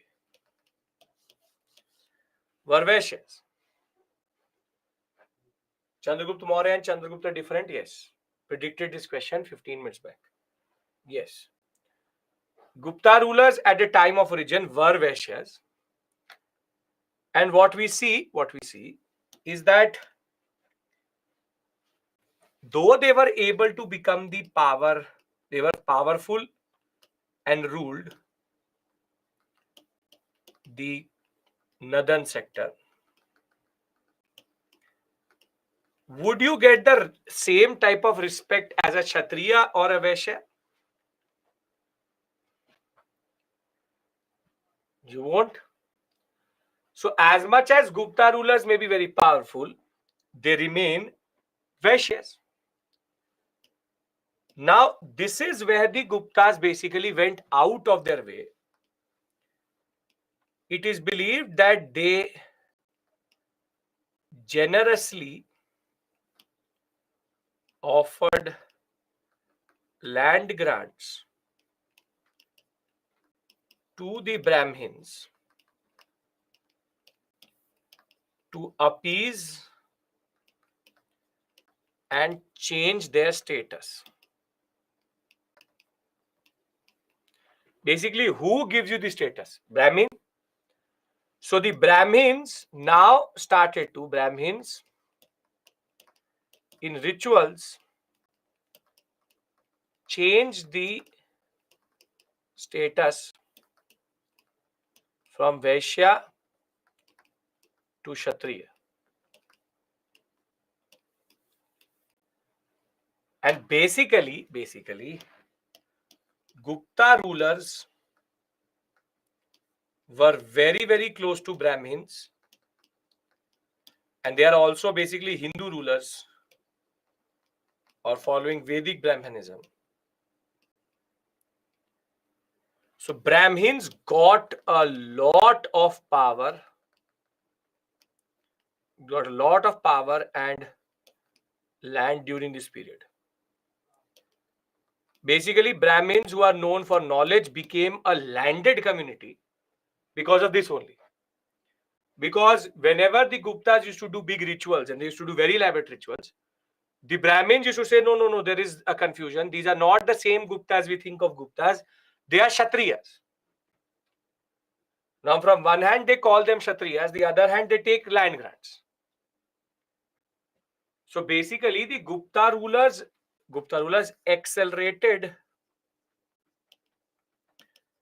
the process of land grants because they wanted to change their status. This is a well documented truth wherein the more they give land grants, what are they doing? The more they give land grants in order to change their status, keep it like that. What are they doing? They are sowing seeds of political fragmentation. Political fragmentation. It's not they convert from Vaishya to Kshatriya. Brahmins control knowledge and they can change the status in rituals. And therefore, the fact is Guptas in their basic understanding of changing the status actually kept the Brahmins very happy. Brahmins being happy will do two things. One, land grants, and second, I will discuss with you once I'm done with the political history, which is called Puranic Hinduism will rise, which I will discuss with you. The fact remains is that Sri Gupta was a Vaishya. They are upgraded to a Kshatriya through proper process of Brahmanical appeasement. Does this make sense? That why would the Guptas now become actually decentralized by the time we go to Kumar Gupta, Skand Gupta period? So this is a given fact that Guptas were sowing seeds of political fragmentation in their desperation to change their status itself. Now let's do the bland part, which is basically discussing the basics of their political history. Sri Gupta is the ruler who takes the title Maharaja, and Itzing, the Chinese traveler, came to Sri Gupta's rule itself, and Sri Gupta built Buddhist viharas, and this means that he was again trying to appease the traders.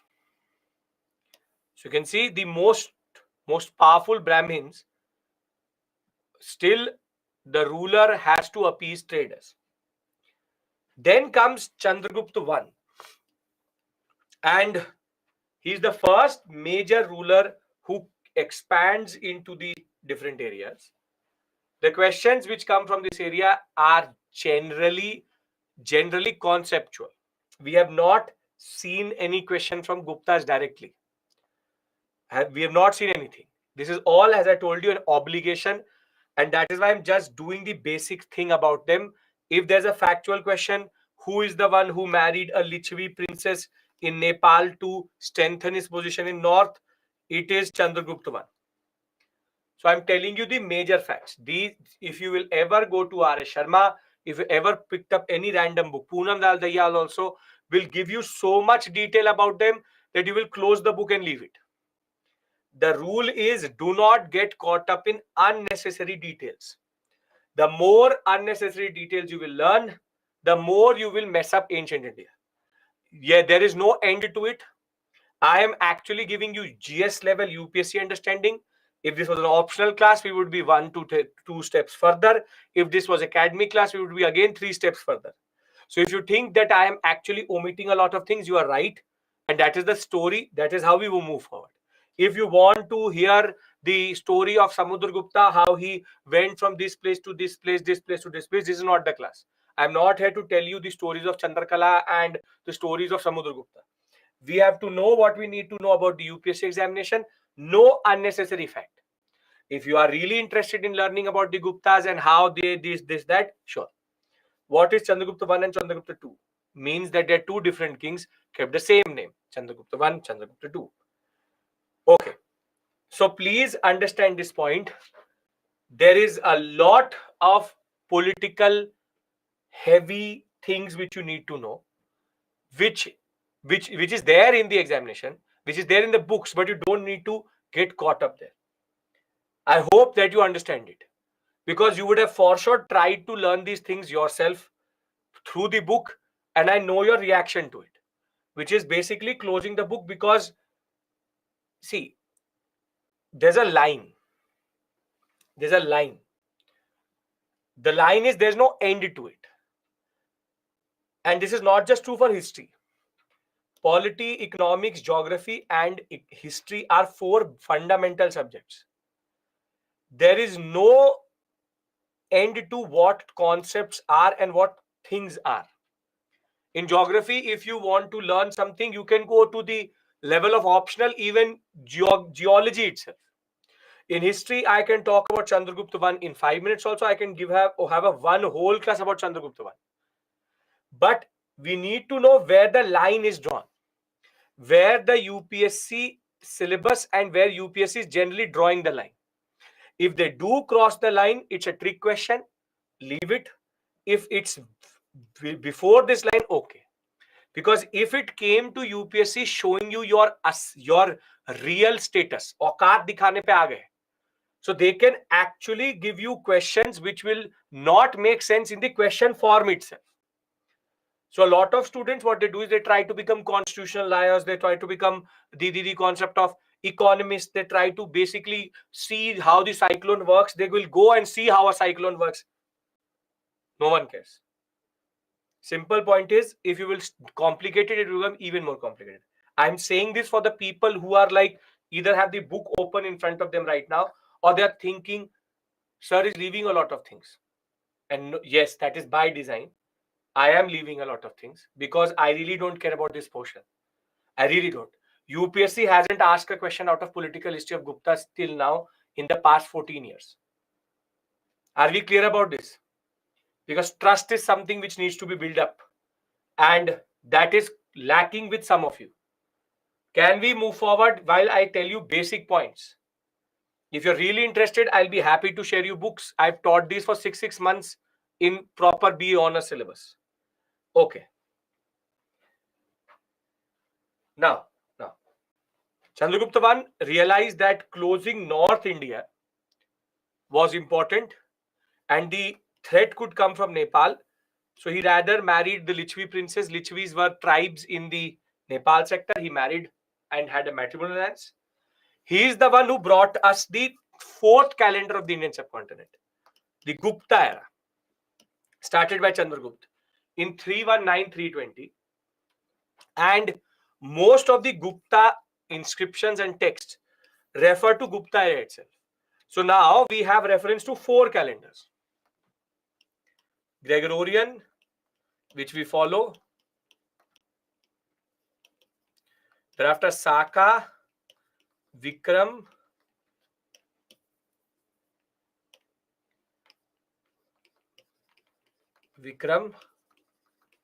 Gupta. This is 57 BC. This is 78 C.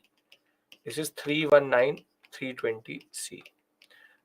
Can anybody tell me what is the year under Gupta today?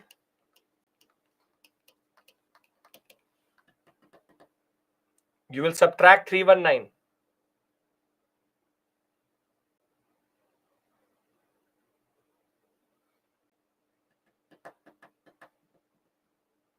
Oh, acha, I have written other way around, sorry. I thought it was written, this should have been here, this should have been here. This is 78 C, 57 BC. What is it in Gupta era today.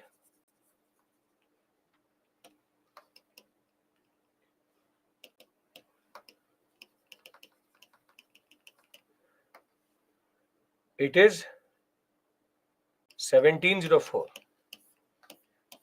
So now you see how there's a difference of time. Time is a perception. You get it? First thing what I taught you. First thing which I taught you was this. That it's a man-made concept. Wherein, this is also, this is then also.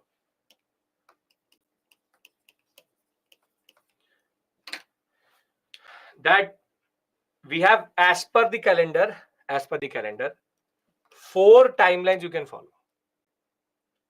So some inscriptions are in Gupta era, some inscriptions in Vikram, some in Saka, and what we follow is Gregorian. So just remember this point, that time is totally a man-made concept. And every ruler had their own era concept itself. Right? Okay. Now, I written the right way around. You have made me 2080. Okay. Now Samudragupta is the most celebrated, considered to be the opposite of Ashoka. But if you know Ashoka now, in that sense, Samudragupta was a little bit problematic, because Ashoka expanded and then talked about changing his heart. He kept on expanding and there was no consolidated strategy. So people say that Samudragupta was brave, Ashoka wasn't. That is not true. Ashoka was smart. Ashoka knew where not to stop and where to stop. And Samudragupta therefore is known for all the conquests he did. And Harisena, his court poet, talks about his very big rule and very big expansion. But even when I read the Prayag Prashasti, this is the Prayag Prashasti, or what is called as the translation of it.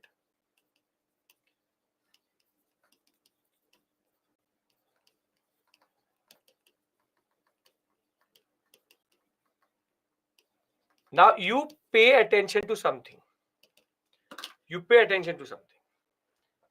What have we established, or what are we trying to establish? Gupta is centralized, decentralized. What are we trying to establish? Centralized, decentralized. Decentralized. Now in decentralized, we always have the concept of core and periphery. Core area, periphery. Now, when we talk about core and periphery, the way you talk about them is that this area is always controlled directly, while on the other hand, periphery is always indirect. Now, if you will read the Prayag Prashasti, you will realize that Harisena is also talking in the same terms. Harisena is also talking in the same terms because there is a differentiation he makes. You see, he says that the first group of princes which Samudragupta conquered, he incorporated them into the Gupta Empire. Do not learn this, generally telling you. Second group includes the rulers of eastern Himalayan states, which is Nepal, Assam, Bengal. They also were areas in Punjab which were taken. This is also incorporated. Then he talks about the Vindhya region and the Atavik Rajas, which are basically the rulers in the forests or Vindhya Satpura. They are also brought under his control. Now you see his language is changing. And now the fourth and fifth group, you will realize, is totally different. 12 rulers of the Deccan, South India, from Kanchi in Tamil Nadu to the Pallavas, were compelled to recognize his suzerainty. Suzerainty means decentralized overlordship.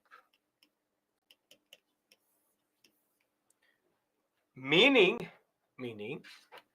that over certain areas which are in you are you are the sovereign. You are the sovereign. But over these outside areas, you have suzerainty. Suzerainty means that you just have symbolic power over them. The paramount power is Samudragupta, but they are not directly controlled. A suzerain power always has what is called as internal freedom is still there with the rulers. Externally, they may be different.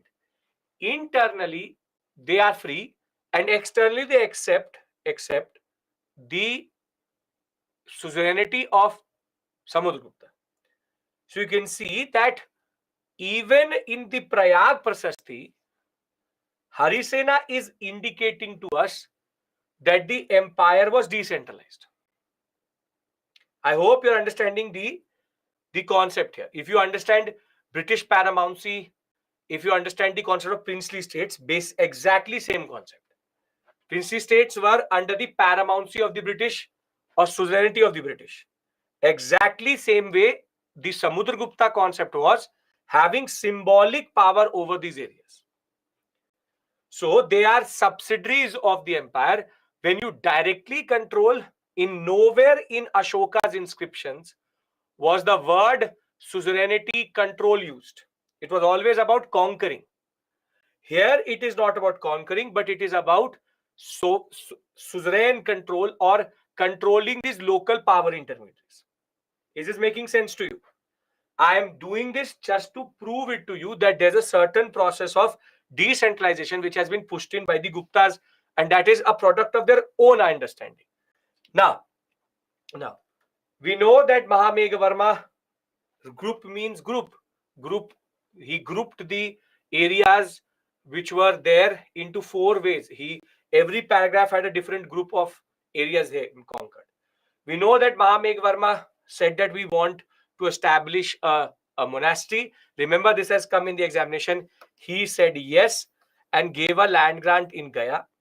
And he is known to have played the veena. And when we'll talk about Gupta coinage in numismatics, in art and culture, we will come back to this. Cultural development there. Thereafter, the second greatest ruler of the Guptas is Chandragupta II Vikramaditya. Chandragupta II Vikramaditya is known for his Navratans.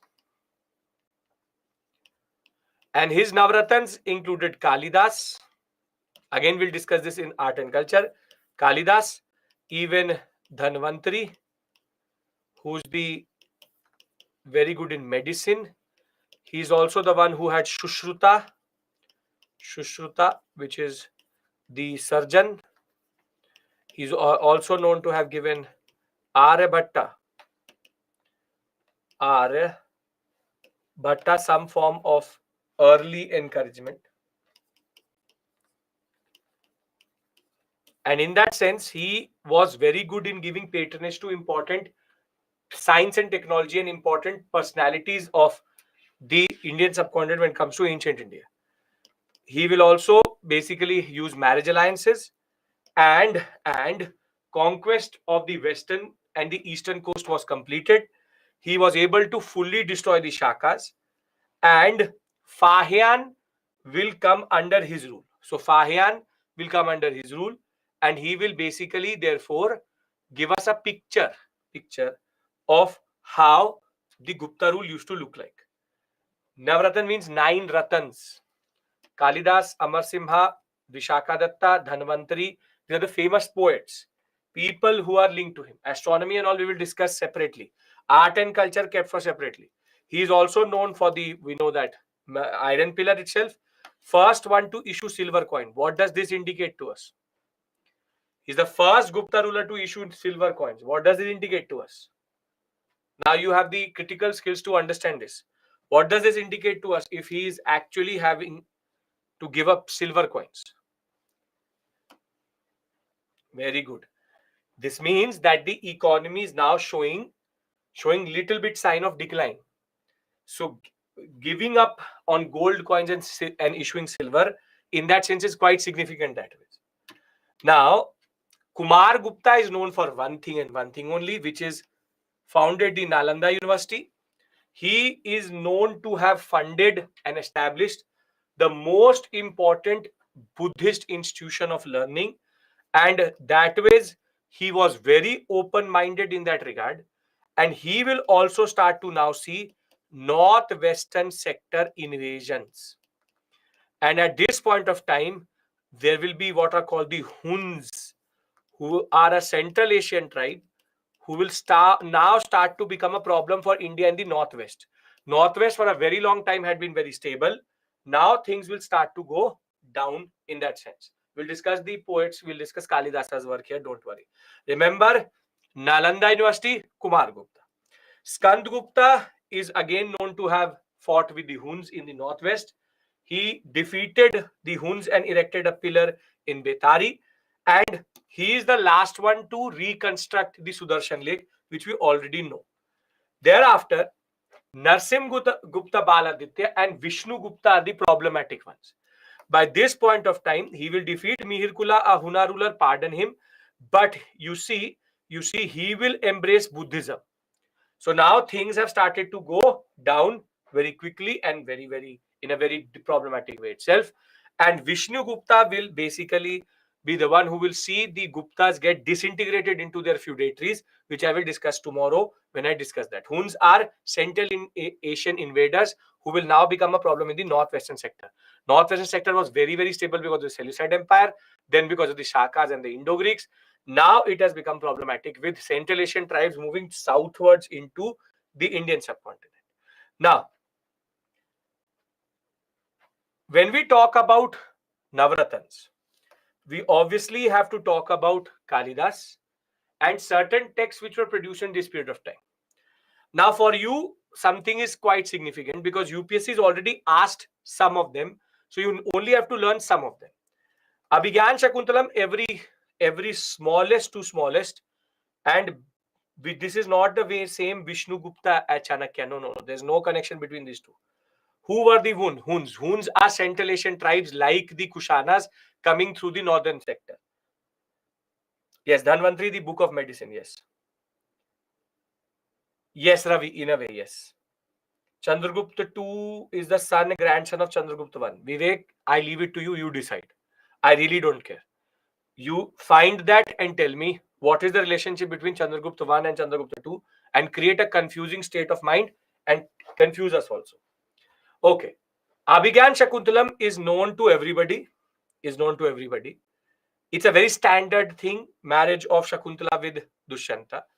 This came in the examination previously, which is the story of the marriage of Agnimitra, a Shunga ruler, with Malvika.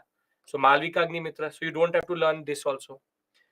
The Vikram o Vishyam is the marriage of Vikramaditya and Urvashi. The problem is they can never ask you these two because Vikramaditya is given here only, Vikram. Then you have Kumar Sambhavam, which is again Shiva and Parvati, birth of Kumaraswamy. Again, Kumara is written.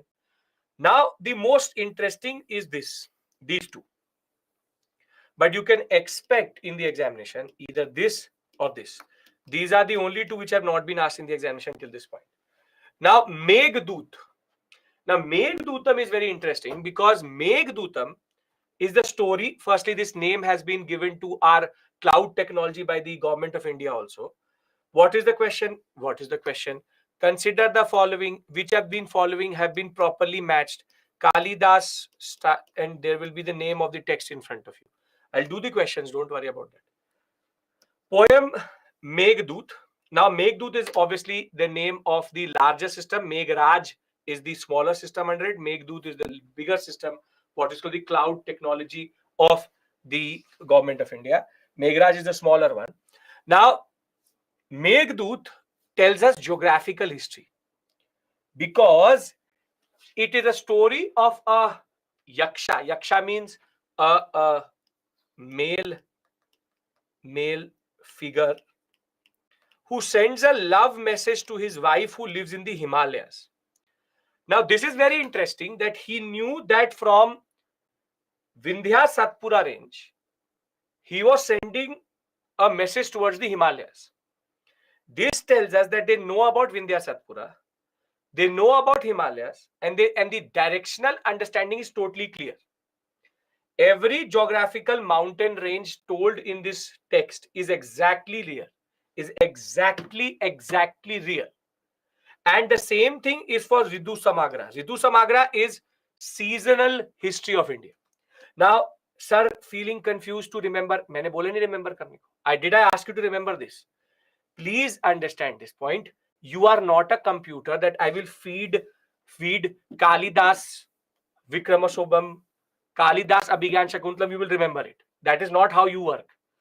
What I am telling you is the ones you have to concentrate on.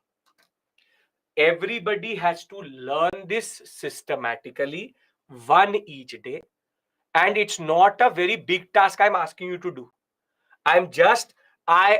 There are 1 lakh facts and I'm only asking you to learn 100. And that is my job to tell you what 100 matter. So you just have to very simply learn these facts systematically. If you will sit with this and say, I will learn all of this today, nobody can learn that. So I'm confused because I'm not able to remember. Obviously, you can't remember by just listening to it once. So you have to revise. Please understand there are 2 roles I'm playing at the same point of time. One, I'm explaining something to you. Second, I'm identifying something for you. When it comes to identification, then you start to hyperventilate. Sir, samajh nahi aa raha. Sir, it's gone out of too much. When I'm explaining, everybody is quite silent, enjoying, understood. Everybody understood caste very well. But the problem is caste is caste. I can explain that to you. I cannot explain anything to you here. So when I'm asking you to do your job, don't start to hyperventilate. My job here is 20% to tell you what to learn. 80% is your job. Where there is 100% my job, I'll do it. So it cannot be that I say it to you and you remember it forever. So have to learn this systematically. History is like a pizza, divide it into slices and eat it. You will not choke to death. Are we clear about this? Okay. Now, there's a person called Vishnu Sharma, again came in the examination. He's known for Panchtantra, short stories for children, which has a lot of details about morality. Then, during the Gupta period, we also have Varuchi, who wrote Prakriti Prakasha, and Amar Simha, who wrote Amar Kosha. These are Sanskrit and Prakrit grammar. Shushruta wrote Shushruta Samhita. Don't worry about this. This will do in culture, which is Dhanvantri, Shushruta, and Aryabhatta. Don't worry about this.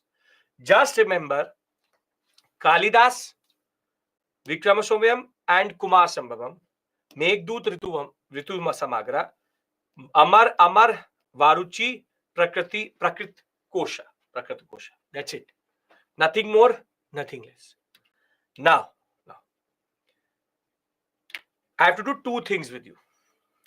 One is this very simple portion of administration. And then I have to discuss social and religious. I'll give you a breather here. And thereafter we do this, but I don't want anybody to cry in the chat box. It is becoming heavy. If I give you this 5 minutes and then you say it, makes no sense. I have to tell you something called Rise of Puranic Hinduism. I will tell you that, but I am ready to give you a breather if you promise to have 40 minutes proper, or at least half an hour of proper concentration. Yes? Are we in 200 BC? No, we are in 300 CE. Okay. So we come back at 7:57 and then we take the story forward. Perfect. Prashant, you don't want a break. I leave this to you. You learn this in the break, right? Use the time better. Okay. 58.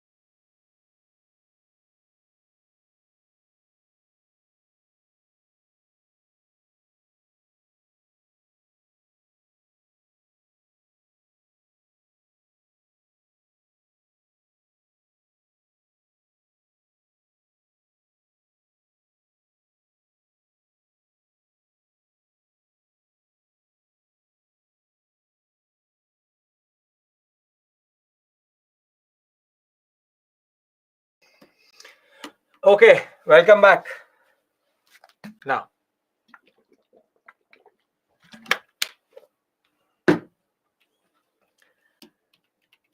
Now, fortunately for us, because the empire is mostly decentralized,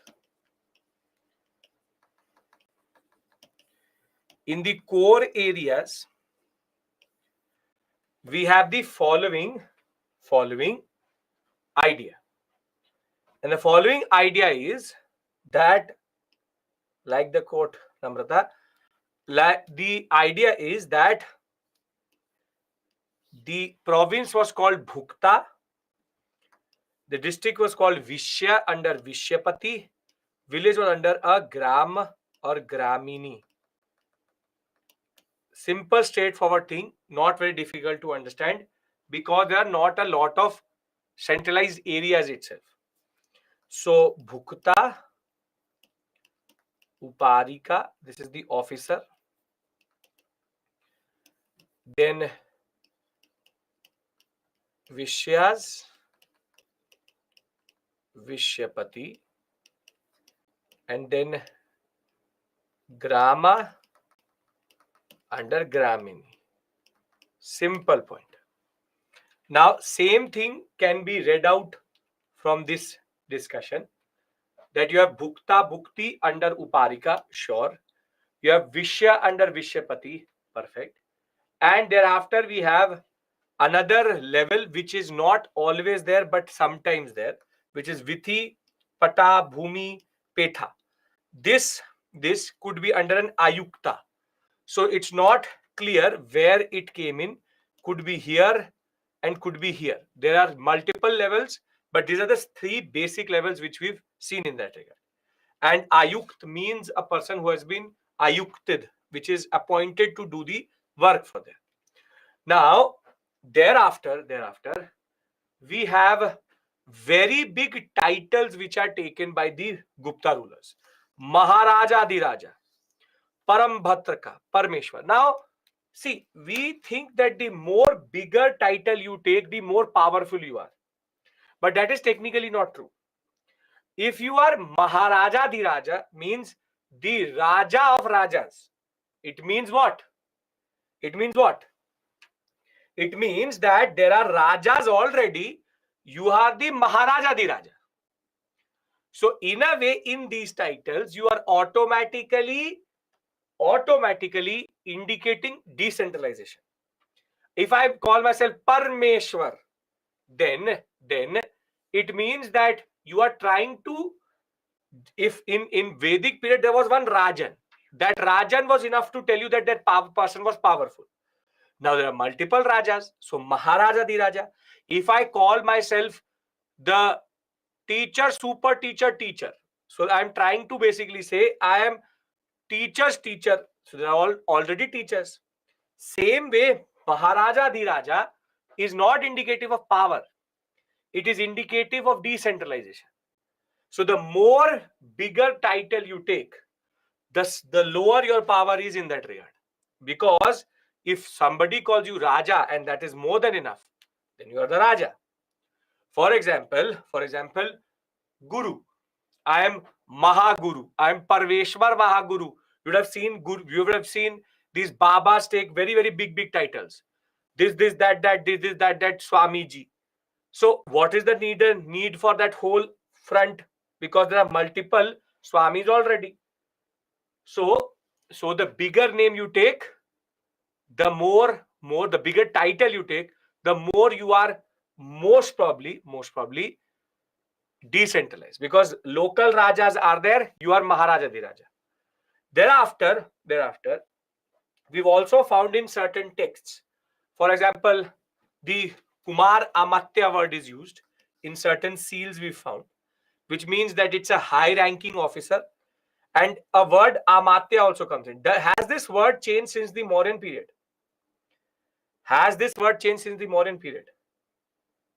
No. So Amatya, Kumar Amatya can be two types of officers. Amatya can have a Kumar Amatya under him or above him. And basically, Kumar Amatya. And simple point is that these two are like Mahamatyas. Yes. See, Mahamatya, Amatya, Kumar Matya. These Amatya is the slower name. Thereafter, these Mahamatya, Kumaramatya are additional secretary, joint secretary, secretary. Basically, bigger titles are added so that associate, vice, director, senior director, that way. Now, Kumar Amatya could be attached to the king. He could be appointed by the king itself. And sometimes these are hereditary also. The basic point is that when it comes to Gupta administration, it is quite open, which also tells us that there is a lot of decentralization, because the terms are changing from different seal to different seal to different inscription to different inscription. And what we are able to establish is that these are the only positions which were more or less clear with regards to their positional value and their role. So you have one is called Sandhi Vigrahaka. What is treaty called in Hindi? What is treaty called in Hindi? Sandhi. So you don't need to learn this. This is called linguistic learning. You find a word and you automatically don't need to learn it. Then Kumaramate we already know. Mahabaladhikrita. Bal means power. Power comes from military force. So again, don't need to learn this. Then you have But Ashwapati. Ashwa means what? Horse. Cavalry. Pilupati. If you've ever done Hindi, you would know elephant Prayavachi, which is a word which is there for Hathi, is Pilu. So Pilu, elephant. Then Danda, police. Shalk, custom. Hiranika, tax. Mahadandanaika. Now you tell me, do you actually need to learn any of this? If this comes in the examination, can you actually just identify them automatically by looking at the word itself? Sometimes using logic is more than enough. Much easier than the words of the Mauryas, as I told you. That is the only heavy topic that way. And here you just have to, if you are not able to, associate it like this. Bala, Kumaramatya, Amatya, we already know is an executive officer. So that we know. Sandhi, foreign. Bala, for military. Horse, or Ashwa means cavalry. Pilu means elephant. Dand means police. Dand Nayak means justice. Shulk we take till today. So Hiranika is a word which is used for coins. So it is tax collector. So sometimes using logic is good enough and the only thing which you need. Now comes the $1 million question. The third process of Varna Samskara. Can I discuss this? Again, an area which is quite interesting, but basically no relevance to your examination because they will not ask you anything like this. Now, the third process of Varna Samskara. First one was what? Assimilation and integration. And thereafter, we had seen intermixing, which is called exogamous marriages.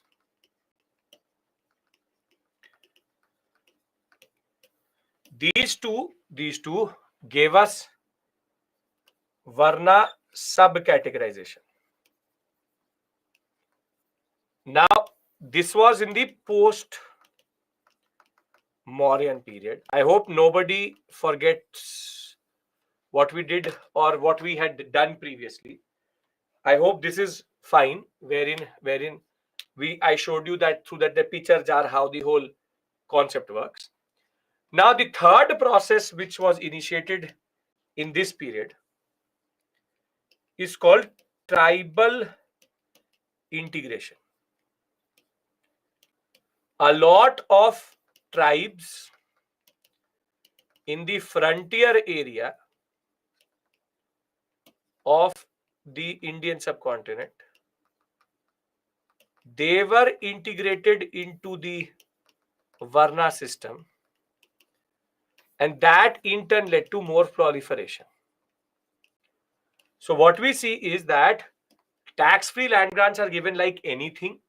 We know that they were Vaishyas, came to be known as Kshatriyas. Brahmins accumulated a lot of wealth at this point of time due to numerous land grants.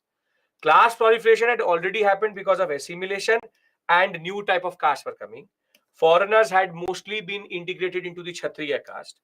But the fact of the matter is that the third reason was the way tribal people were assimilated into Brahmanical society.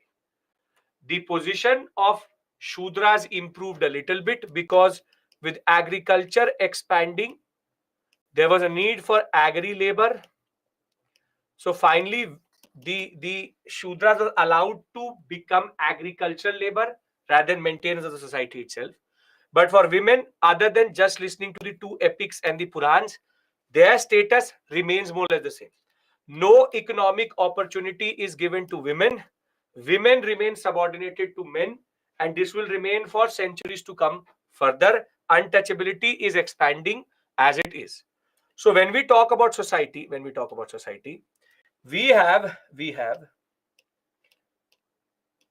assimilation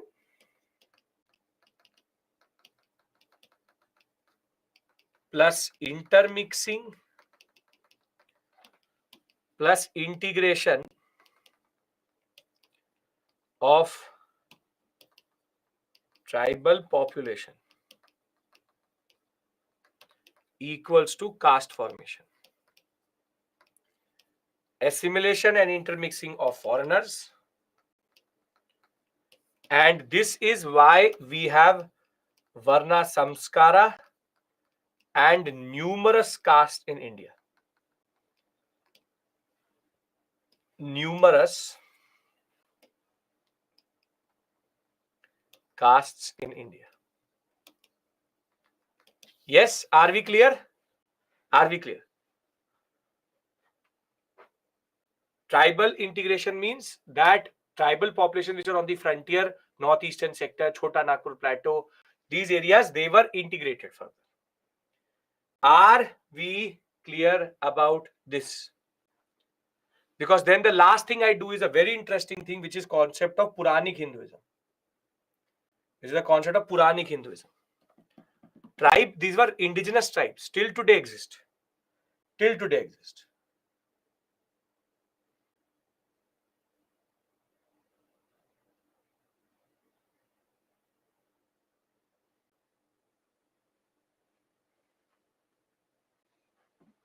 Yes, come on.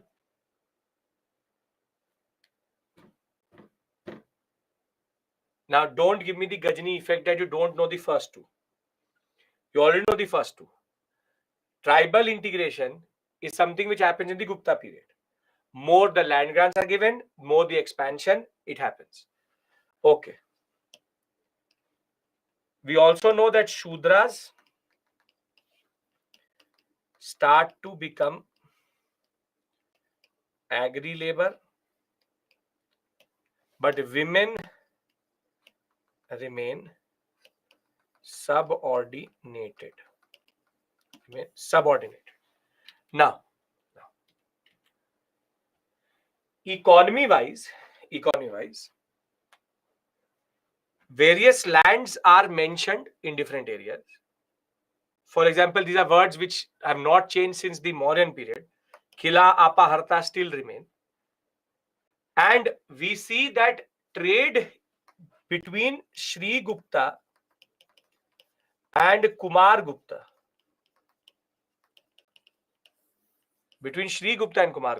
was stable, but after Kumar Gupta there is urban contraction. There's urban contraction wherein there is decline. When there's decline. And we know that because, see, there is a lot of evidence and references to trade, furniture, baskets, precious, non-precious, precious metals, multiple things. But the fact of the matter is that after the late Gupta period, there's a lot of urban contraction, and land grants will now not be just given to Brahmins; it will be given to officers also. The taxes increase and the names increase. Bhaga, does this word have still connotation? Land revenue, land tax. This has not changed since the later Vedic period. This is a very important point. Bhaga bhag remains land revenue, land tax, which is 1/6. And we have found another set of terms. Bhoga kara. Bhoga is basically a word which was used to be Bali, which is periodic supply of certain types of fruits, flowers, firewood to the king. So this is mandatory offering to the king. Kara is a generic term for taxes, but now Bali, the concept changes. Bali as a tax, this was previously Bali. Bali now is basically a religious cess. So if you are a Buddhist, you have to pay the Bali tax itself.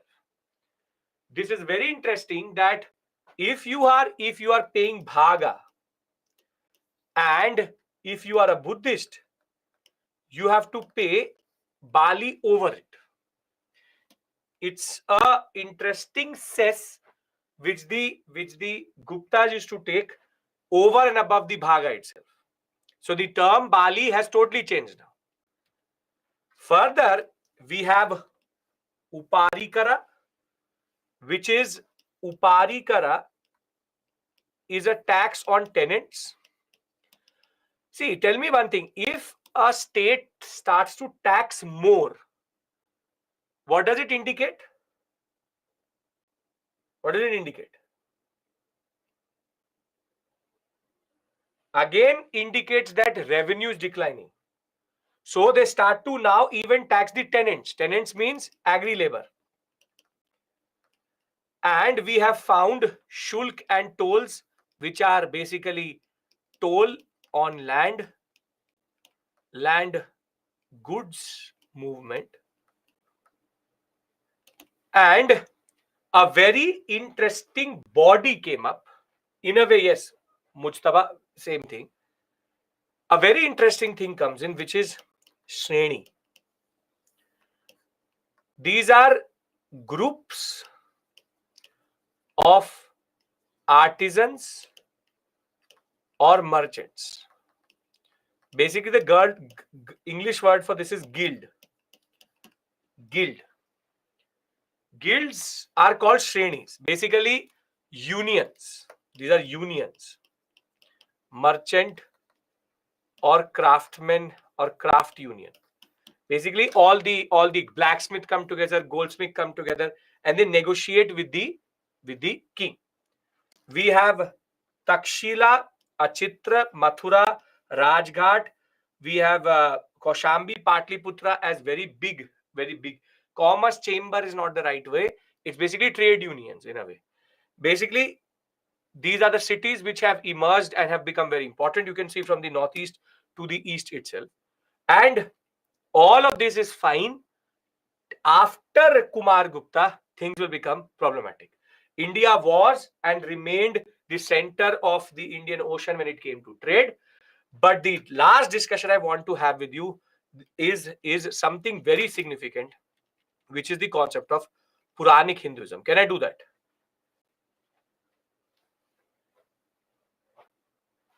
I have since we met at 5, Kushana, Satvahana, polity, the concept of Kushana, what we call as a Satvahana tendency, land grant, Gupta, decentralization, main rulers, basic economy, basic society, and administration. Anybody has any issue in this?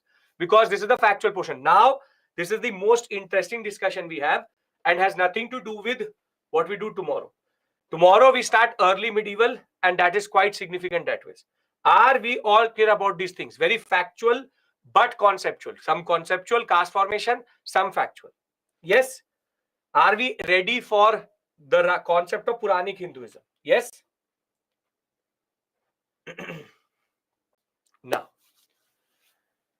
Now between 6th century BCE and the Gupta period, which religion would I say is the most popular? The most popular.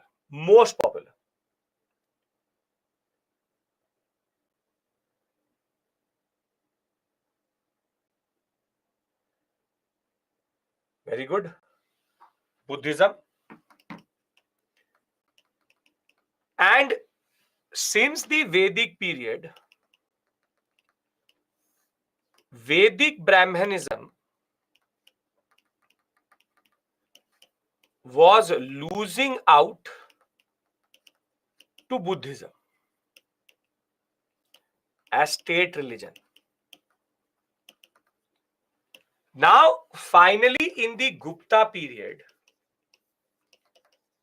Brahmins get control back.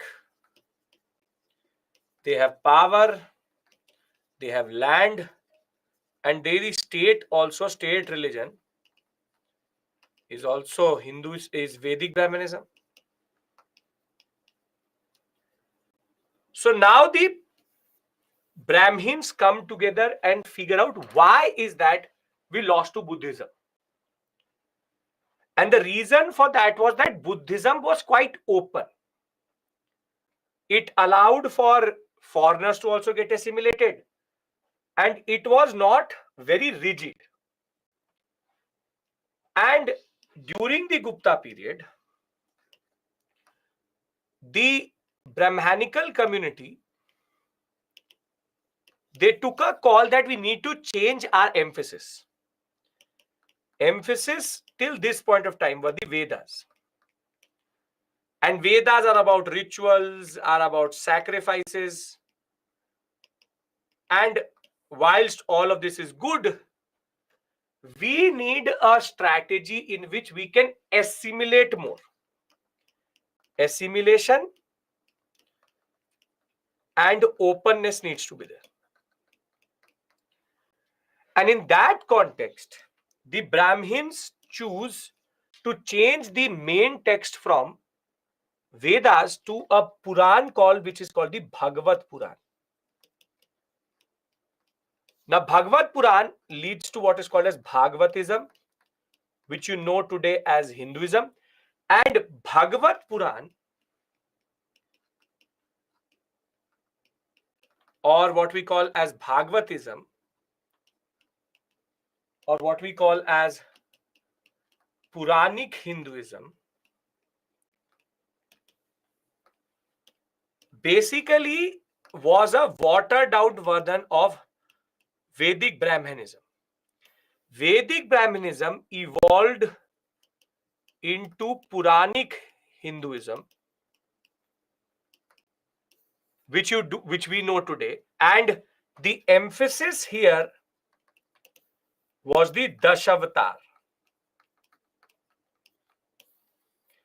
Lord Vishnu and Lord Shiva and their avatars become important. And what happens is that now Vedic Brahmanism starts to assimilate and become Puranic Hinduism.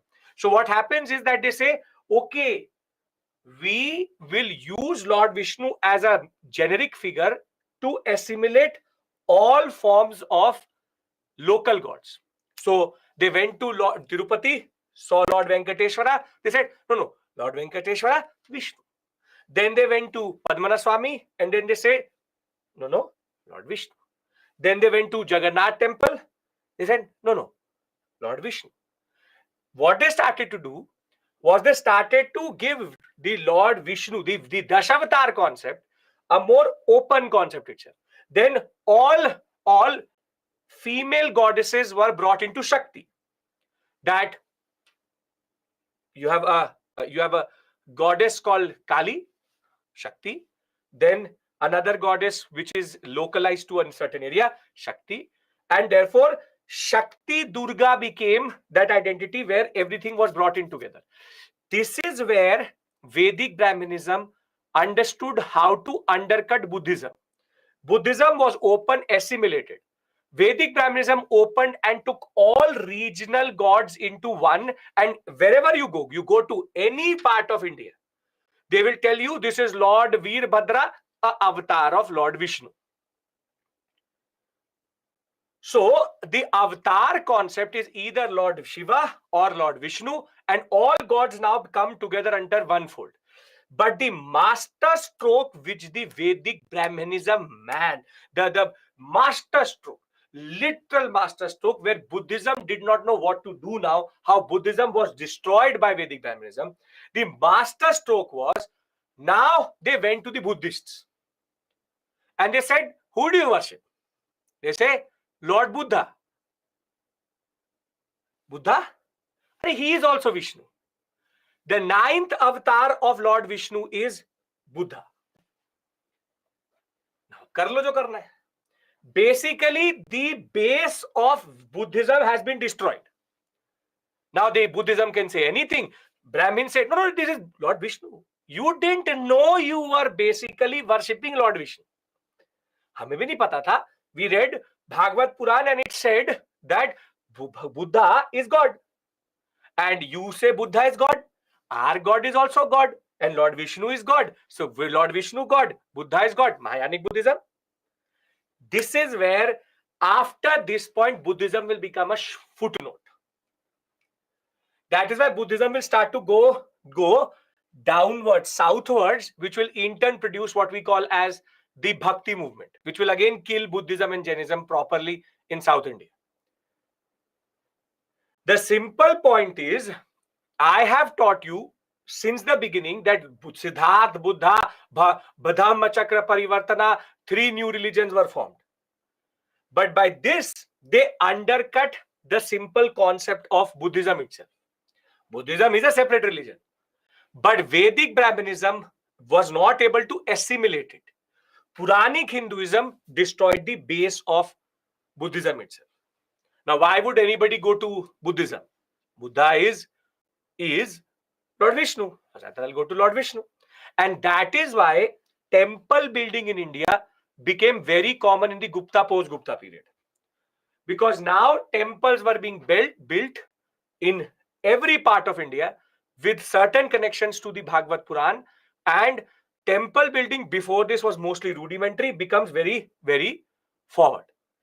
This is where Hinduism comes into existence. That is why I always make a difference between Vedic Brahmanism and Hinduism.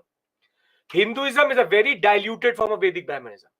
Between the period of Vedic period to Gupta, they remained as Vedic Brahmanism. Vedas, sacrifice rituals. Thereafter, they realized that these sacrifice rituals will actually not work, and therefore they opened up the religion and assimilated everybody. And this is where the master stroke came. And today what you see as Hinduism is Puranic Hinduism plus Bhakti. That is the last topic of medieval. And then I will tell you what Hinduism is today in that regard. Yes?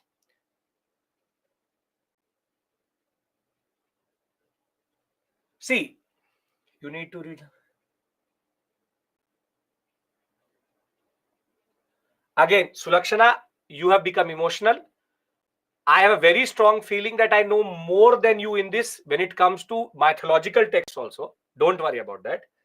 But I am talking in historical terms and academic discussion. If you take it to heart, it's not about destroying Buddhism. It's about destroying the audience of Buddhism.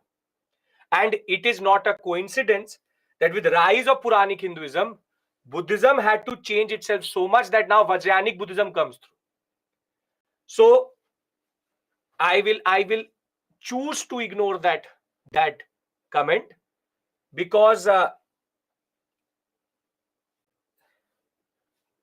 You don't know me, so don't judge me.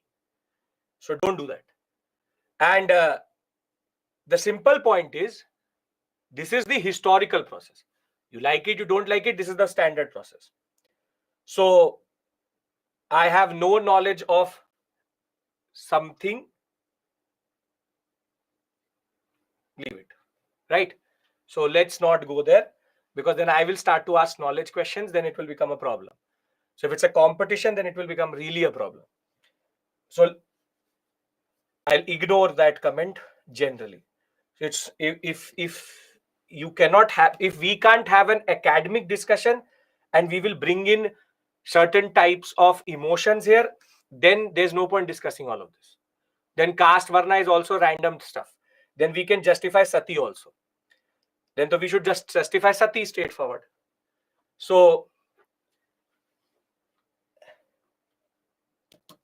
no, see again, Sulakshana. In Upinder Singh, in an academic perspective, Buddhism was assimilated into what we call as Puranic Hinduism, literally destroying the base of Buddhism, in turn leading it to go to South India, in turn producing the first wave of Bhakti movement in South India. That's a separate issue altogether. You don't know the whole process, no issues. What you think is religion today is actually quite different than what it was at that point of time. No issues. Ignorance is bliss. Perfect. No issues at all. So it's not about judge. I'm not even using the word judging, whatever it may be. Jo bhi hai. The simple point is, I ignore your comment, generally thinking that it is a certain type of reaction to a word. Sure, whatever it may be. The word is destruction. The word is assimilation. The word is audience gone. So Buddhism was never able to revive itself thereafter. And in constitutional terms also today, the word Hindu is encompassing Jain and Buddhist also, which is technically, and Sikh also. But these three are separate religions in that regard. So let's ignore that. We didn't have that conversation. Okay. Vaishnavism, Shaktism. Yes. Vaishnavism, Shaivism, the Dashavatar concept for both were there. 10 avatars of Vishnu, 10 avatars of Shiva. Though they were developing separately also, they became the forefront. The emphasis in books changed. That is the basic point. The book became from Veda to Puranas. So with this, we finish this module also for module number 6. Whatever discussion I have with regards to Bhagavad Puran and all of these, all pure academic discussion out of syllabus. You really don't need to know this, but I'm telling you this because you are entitled to know it.